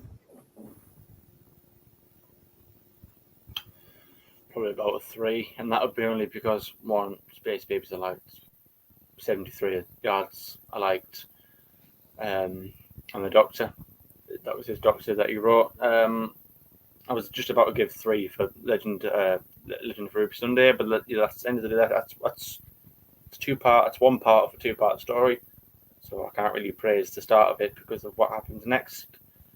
I'm not. I mean, again, out of 10, I give it a 3. That's lots of points that have been docked because just interviews, sheer, just ludicrous, incessant aggressive behaviour in regards to just, lack of treatment, lack of respect towards fans that actually show an interest. So quick to just pave off anyone who's slightly critical as just a bigot or just troll that is on the media. Or you're just a troll, or you're just because you express an opinion. Just ridiculous, nonsensical articles, questionable writing, everything. There's so many issues. It's just hark back when you could just compare again. You couldn't. I can't. I don't think it's fair to compare him to the Whittaker era because of one that wasn't his doctor. That was Chibnall's. Russell has nothing to do with that era. So you judge him on his I own wouldn't work. say that actually. Yeah, you judge him on his own work because that's what he's done before, and it's a stark difference. Again, I said it before. The only agenda in 2005 was to make Doctor Who in the general public's consciousness again, and for all the right reasons. Again, Doctor Who in the 70s was a very good peak, and then towards the mid to late 80s, it then sort of was then ridiculed, and sort of people look at it, oh wow, that show's still on, is it? Brought it back with a bang, with a point to prove, left it in a very good condition. There's an old adage in there somewhere that they say never go back, and I think for the large part that's probably been true. Eccleston was right. It's just everything. Interviews that he's been given, questionable things, attitude, the over promotion as well. It's quite, again, should sue you for bloody never mind James Jeffers. I should sue you for false advertisement. You built it up. Made it a big grandiose thing and big typical RTD hyperbolic style, and then it just fell flat on its face. And the fact that you even doubled down on it and tried to even excuse it with a ridiculous comparison that doesn't make any sense to Ray, shows that you just got you just can't take criticism anymore. It's just not been good enough. And I said before, on last Wednesday, I was that fan that was making probably excuses sometimes, that tried to defend it because I saw a reason to defend it. But again, for the people who knew straight away this is going to be awful, I would say, Bullstrick, that was his opinion. He was not confident about this at all, and he would feel that he's been proved right. So he'll go with it feeling a bit more validated and think, yep, well, I called it right. Whereas me, I was more optimistic. I was more. I defended. There's nothing wrong with that, though.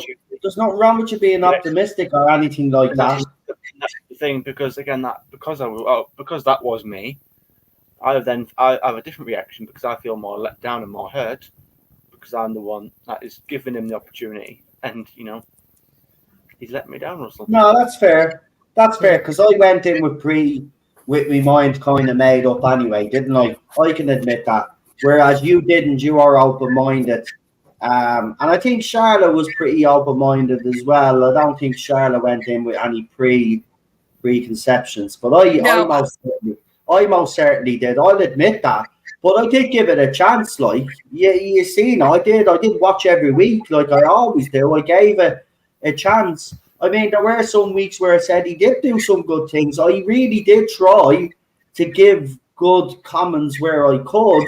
But he made it, as the weeks went on, in my opinion, it just made it harder. And what upset me the most, though, is the fact that he actually gave us a decent episode, the second last episode.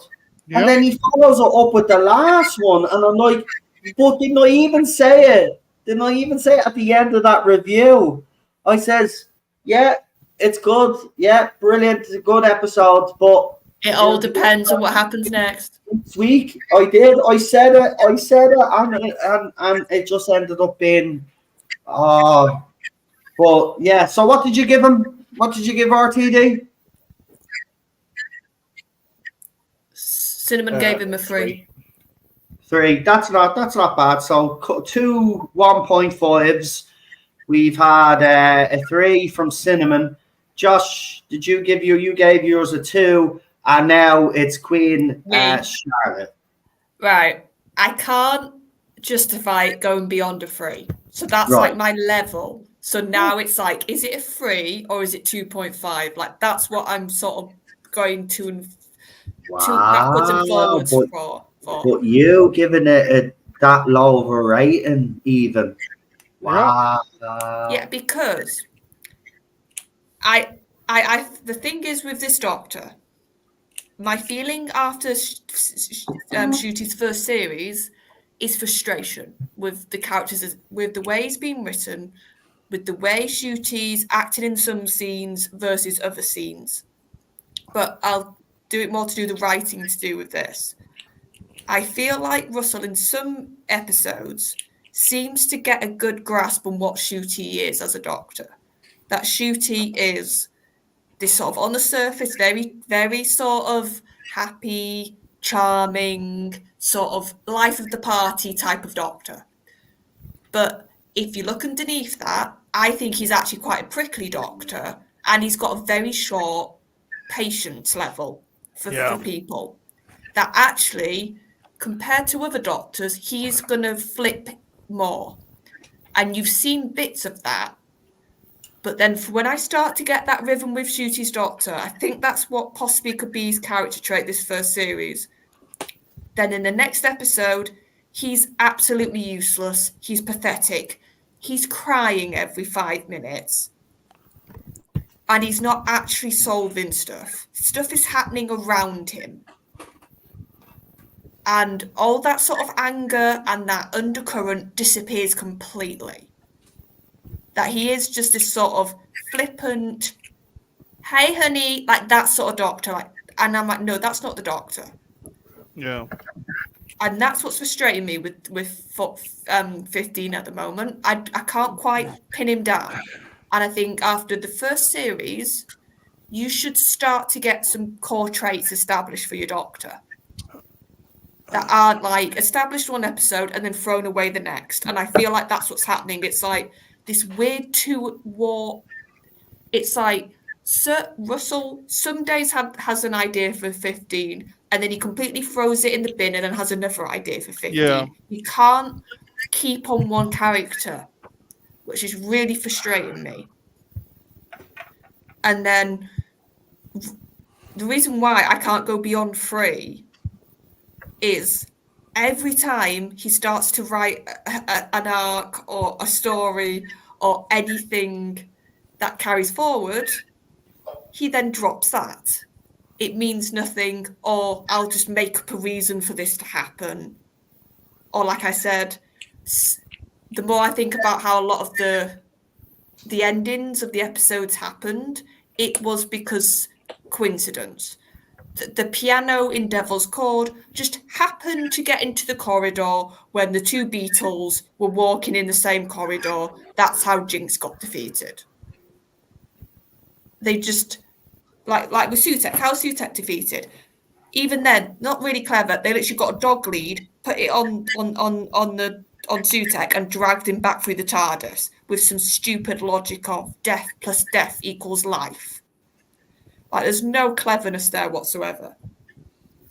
How did Rogue, like I said, the Doctor didn't do anything. He stood there crying, saying he couldn't do anything. Rogue had to be the one to make the heroic sacrifice and sacrifice himself. Yeah. Wasn't the Doctor doing that? No. Like, and these are all the Russell, and like, even if it's not Russell episode written, it's either his episode or an episode which I think you've okayed that. So even if you've not written it, you as the showrunner have said, yes, that's okay. I want you, that can go ahead. So you might as well have written it in my sort of way I see a showrunner in that case. And then, like we've all sort of said, your one arc, all series, you've clearly made Ruby out to be supernatural. You've clearly put stuff in the plot, which means she's not a normal girl.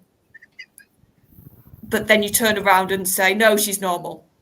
And you give, like Cinnamon said last week, which is Russell talking to us through the Doctor to say, well, you put importance on, no, how did the Doctor say it? We all put importance on her, that's why she's important. No, Russell, you did it by putting stuff in the plot which didn't make sense if she was normal. It wasn't us as a fan base doing that.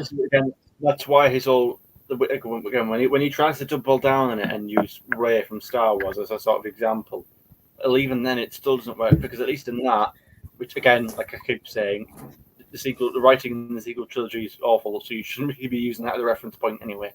But you know, Yeah, but the thing is, Ray there starts off small and then becomes massively important and super good at everything. Whereas, and again, in this, Ruby's mother, the whole storyline that was big from the start. Yeah, and you can't, like I said, have the only really prevailing arc be Ruby and then have that payoff at the end. When all the other episodes felt really separate from themselves.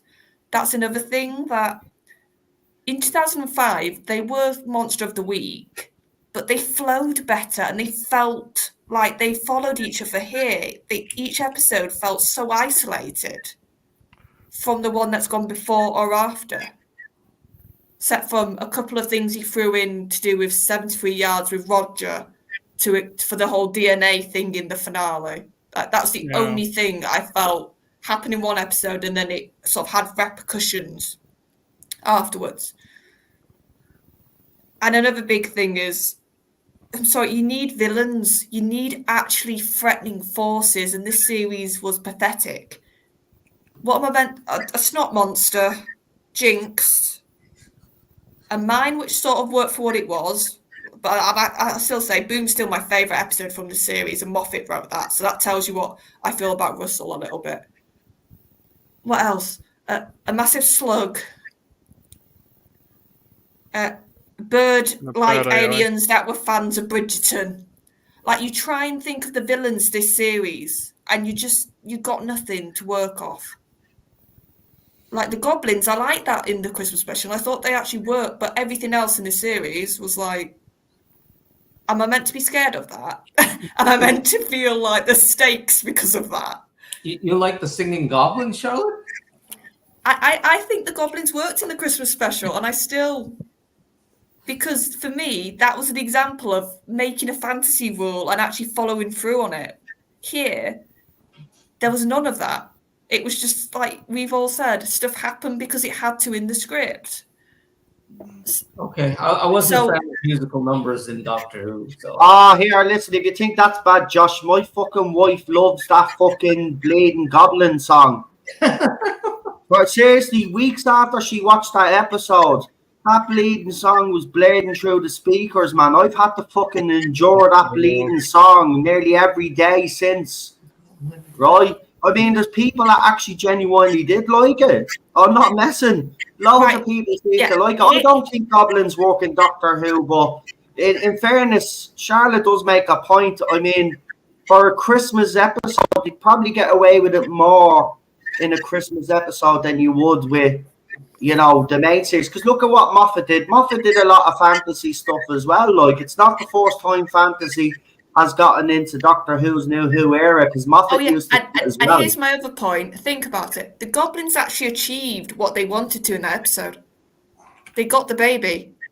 They actually caused issues. They actually were a threat. Whereas anything in this series had no threat. Whereas the goblins, they kidnapped the baby. The baby. Yeah, they did actually get the baby. They kidnapped Ruby. They changed time. The Doctor had to go back. So that's my point. There was actually stakes and a threat with the goblins. Here, it was just like, oh, how are we going to defeat Jinx? Oh, let's just have a piano, like I said, magically move to the corridor just when we need it to. And that's how you defeat a god. You're making out Jinx was a god.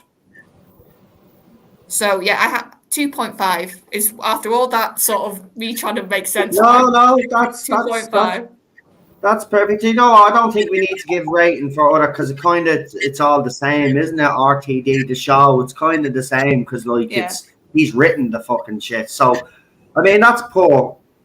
I think that's even lower. If I'm correct in saying, Josh, because you've been on many of the Jodie Whittaker panels that we did as well, I think that's probably the lowest that we've rated a season, actually. I think even Jodie Whittaker's seasons fared a little bit better than the ratings we're given today.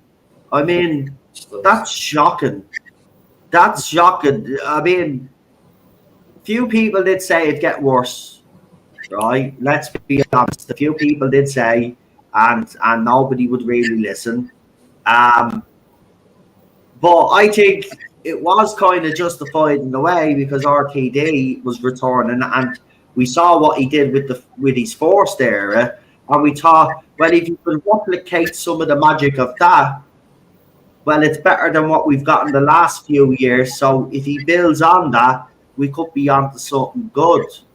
But as I said, guys, I don't know how much more as fans you are willing to take before a decision is made that you just look at. It's not for us anymore. It's like Star Wars, right? Star Wars is the last Star Wars, right? Same with Star Trek, right? They're not ours. It's been made very clear that it's not for us anymore. Yeah. No. My reasoning is, why should we waste their time then if they don't want to actually do something for us? I mean, I think it's quite cheeky of them and arrogant actually to treat the long-term fans and fans that joined Doctor Who during the 2005 era. I think it is quite arrogant and disgusting the way those sets of fans have been treated. I mean, RTD wouldn't have had the success, and I'm going to say it. Yeah, okay, he did some stuff before Doctor Who that was relatively successful. I'm not counting that he didn't have success, but Doctor Who put him on a different level. But he wouldn't have got on that different level if it wasn't for people like me, long-term fans, and the new fans coming in their droves to support him. So he wouldn't have went on to have the career that he had if Doctor Who had failed. Let's be honest about it. He wouldn't have had the career that he had. So he fucking owes us, in my opinion. He actually does. And the fact that he's come back with this arrogance and this ego and, deliberately has actually put out stuff saying, yeah, well, I am going to annoy the fans. They are going to be upset. Like, he set this all up before he even put Anton on screen. He told us he was going to upset us. He was going to annoy us. He come out with crap 73 yards. It's the best thing that I've ever written. Now we're hearing the new thing. Oh, the Christmas special coming up with Stephen Moffat is going to be sensational. And he's wrote something in Doctor Who for season 2, which is going to be the best episode, blah, blah, blah. Bullshit. Right? Yeah. This isn't politics, right? we're not falling for your fucking spin. Right? It's gone. Credibility is completely gone. Credibility. Anyway, listen, because I got to wrap up shortly. We haven't done a fucking 3-hour stream in ages, but we're on 2.5 hours. But got to do the shout outs now because I've got places to go tomorrow, so I've got stuff to do tonight. I'm in the GPO tomorrow, so I'll keep you informed. If you follow the other channel, you will know what I'm talking about. But we'll do the channel shout out, so you can find me here. I'll start for. I never really do myself, but you can find me here on the No Zone. As I said, going forward, we're going to be doing other streams with other topics. As I said, Christian will be back with me on Tuesdays. We'll have the panel on Wednesdays. And I am planning on doing a movie zone. Axel F has actually dropped on Netflix as well. So I'm going to see, I've already chatted the lads to see if they want to do the movie zone. And we'll do a movie zone this weekend maybe. We were supposed to do the Bone Collector, but we'll see if we could do Axel F first. But if they insist on doing the Bone Collector, we'll do the Bone Collector because it's a terrific film anyway, and we haven't done it yet. We were supposed to do it weeks ago, but that's my fault. And you can catch me on the Irish Zone as well. We're heading towards 5,000 subscribers, so if you haven't subscribed to that channel and you want to know learn about things that are happening in Ireland, particularly around the political sphere, then you can go and join me there. And I've also launched another Irish Zone channel. It's called the Irish Zone. Get it off your chest. And it's for members of the public to come on and express their opinions. And I'll be hosting shows there on Mondays and Fridays. So plenty to come here. We are going to do other stuff. We will do some Doctor Who content, but it'll be more around the classic era. So you don't have to worry. I'm not going anywhere. It's just the content will change just slightly. So that's me done. I'll hand you over to Queen Charlotte. Yep. So you can. Oh, hello. Yeah. So you can catch me on Type 40. Space Baby review landed last week. So the first of the new series reviews. Dan's plan is to drop one of those every month. So keep your eyes out when they sort of appear. And the live shows, Dan did one on Monday, sort of talking about now we're getting the final ratings and we're starting to see the actual sort of final look. So he talked about that. He talked about some other just general Who topics. And then on Thursday, we are talking about this potential spin-off with Martha that's been sort of rumoured. Once again, the ratings, because we've got all the consolidated again. Yeah.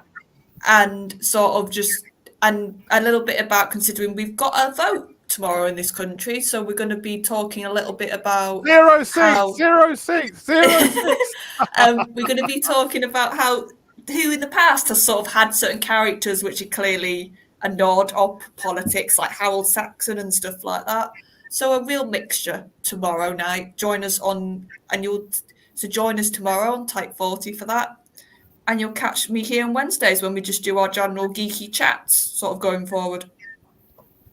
Fantastic. Can't wait for that. So get you sift the trees. Have a week now to pick a topic that you want to. This is the best thing about these little panels on Wednesday now. Each guest that comes on will have their own topic that they want to highlight. This is how we're going to do it now. Instead of me actually just picking the topics, it gives a bit more freedom to the people that are on to talk about the stuff that we want to talk about. When we did Charlotte was talking with The Witcher and stuff like that. It was very interesting. We were learning stuff about The Witcher and all that. Maybe we'll have some Witcher updates from Charlotte next week if that's what she chooses to talk about. Cinnamon then will pick his and PD. And Josh, listen, man, if you're around, we love having you on. We've had you on plenty of time. We haven't had you on in a while. I mean, you're more than welcome to join us if you want. If you can't do Wednesdays, we could pick another day. Okay. Yeah. It's just do something different for people on the channel. Do you know what I mean? If you're up for it. Sure. I mean, if Fridays I finished a little earlier, that would work. The ultimate thing is the time difference. I'm 5 hours behind. So for me, it's 4:20 right now, or 4:19. But yeah, so we just have to keep that in mind. So right, well, I'll tell you what. We'll talk behind the scenes on Facebook, and we'll try to organise something. And then when we have a set in stone, then we'll let everybody know. How about that? Sounds good. You know what you should do, Noel? You should have a Canadian panel. Get Bowles Trek and get Lord Foff on with you as well. And just have a Canadian panel. Canadian night. Yeah, Canadian night, yeah. Well, actually, my family comes from Canada. Yeah. I was. Hold on, Cinnamon. Are you identifying as Canadian now to get onto the panel? My great you might not want to do that, buddy. From Canada. I'd love it. Okay, your anyway, listen, look, it'll be back like in the old days where I used to try get guests on. That's what I'm going to try and do. We haven't done it in a long time. I want to change it up. I don't want to continue to talk about something that's actually making me sad and angry. So when it comes back, then if I decide to review it, as I said, I'm not saying I'm not reviewing it. I'm just not talking about any new information in relation to the new season or the spin-off. I'll give them a go. Well, I'll definitely give the spin-off, I think, a go because I do love the Sea Devils. I mean, we talked about Pertwee earlier on. Classic Pertwee Sea Devils story there. So, I mean, I'm very fond of the Sea Devils. But as I said, I will have my heart in my mouth if he's just doing all the writing for it. Yeah. I hope he's not. If you got Stephen Moffat in, I know that's a bit of I'd rather someone brand new. But if you brought Stephen Moffat in with him, I mean, let's be honest, some of the best episodes in. And again, while I don't think Boom was Stephen Moffat's strongest episode, isn't it quite telling that the strongest episode of the RTD era was the Stephen Moffat one. Yeah. It's the Well, one that's got the I most keep positive thinking- praise. It's the one that's positive from the fandom, Mara. Yeah. It's also got one the episode. lowest ratings. He's written one episode, and Russell has had 6, 7, including Yeah. the Christmas one. He's had 7 attempts to write a strong story. Yeah. Moffat had 1, and that's taking the cake for him. Even I prefer Boom more than the Giggle. I really do. So even if you factor in the 60th, I might have to watch Boom again. 8, Because 9. as I said, I had problems with that, but maybe I need to go back and watch. But Cinnamon, go on, tell us what you've got coming up. Well, I've got I've actually started finally work on my own proper reviews that I said I was going to do. I've got a thumbnail up and ready for Space Babies. I've just got to collect all the screenshots for the things I want to talk about. So hopefully that should be up soon. So if you want to hear more about that, then you can go on the channel there to see at the bottom, Cinnamon Toast Crunch, and follow me as well under the same name on X. Fantastic. Thank you for that. Josh, do you want to shout out anything? Sure. I mean, I've discovered. I mean, I have a lot of work. A friend started a Facebook group, and the group is called Doctor Who Uncensored, fans of real Doctor Who, 1963 to 2017. So we're basically the fans who think it pretty much died once Jodie came on the scene. So for those that like that, I mean, we still bash the current Doctor Who, but it's pretty much, you know, you're a fan for pretty much before that. And then through that, we had, I've discovered one of the other members, he runs a channel in England, JT, Justin Who's Views. So I'll give a shout out to him. I think later in the month, I got to make a quick jaunt to Florida and then back. We're going to set up a panel where I'm going to be doing a one-on-one with him. So I'll give a shout out to him. And I think all the others I've seen have been quiet for a while. I think Neurotic's been acquired and Doctor Who. So has Heels versus Babyface. And there's another one I discovered. He's very funny with his reviews. He calls himself Disparu. He's British. Oh, he's good. Oh, Yeah. Disparu's great. Disparu. Yeah, you got to check Disparu out. He's just so funny. I do my reviews mostly in writing on that channel, but I think that's about it. Just as a final word, we talk about aiming towards new fans versus old fans. One thing old fans like us, old hearts like us, have is money, and we can spend it on merch. And I can tell you that merch is not being purchased. Yeah. It is not being purchased now. I'm not buying any new stuff. I'm not, gonna buy a snot monster of my own or a mouse-shaped screwdriver or anything like that. So I'm done with it. Anything beyond from here on in Doctor Who is curiosity. It's not interest. So, but it's so nice just to be on here on the panel with all of you. And it's been a blast. Nice to see all of you again. Noel, Charlotte, Cinnamon, Pete. Same to you. Pleasure. Yeah, sure thing, man. Anytime. Pleasure having you on. PG. Okay, everyone knows where to bloody find me by now. If you don't know where to find me, you must haven't been around for very long. You can find me with Rabbi on Another Planet in his mod chat moderating. So go and sign over to Rabbi. He's just done a lot of Doctor Who, and it almost drove him mad. So there we go. Fantastic. And I just want to give a shout out to a channel there, Daniel's channel, Scottish Stavros and Friends Wrestle with Pop Culture. He said he's getting ready for some streams soon. So I said I'd give him a special mention. And now that we're doing other stuff, Daniel, we're not going to be doing necessarily Doctor Who. It'd be nice to have you on a panel one day. It's been a while, so yourself, you're always more, that. You're always more than welcome here. So we'll leave it there, folks. Listen, I want to thank all of my panelists as usual and our guest, Josh. I will sort something out with Josh behind the scenes and hopefully we'll get to see more of Josh Myself and Josh will do a stream and stuff like that. We'll have the stream with Christian on Tuesday, and then the stream with Queen Charlotte, PD, and Cinnamon on the Wednesdays. And we'll throw in the movies on. So, look, we'll still be doing other stuff, okay? So, stick with us. And thank you for watching. And we will see you again for the next one. Good night. Take care. See you later. Bye. Night night. Bye. See you.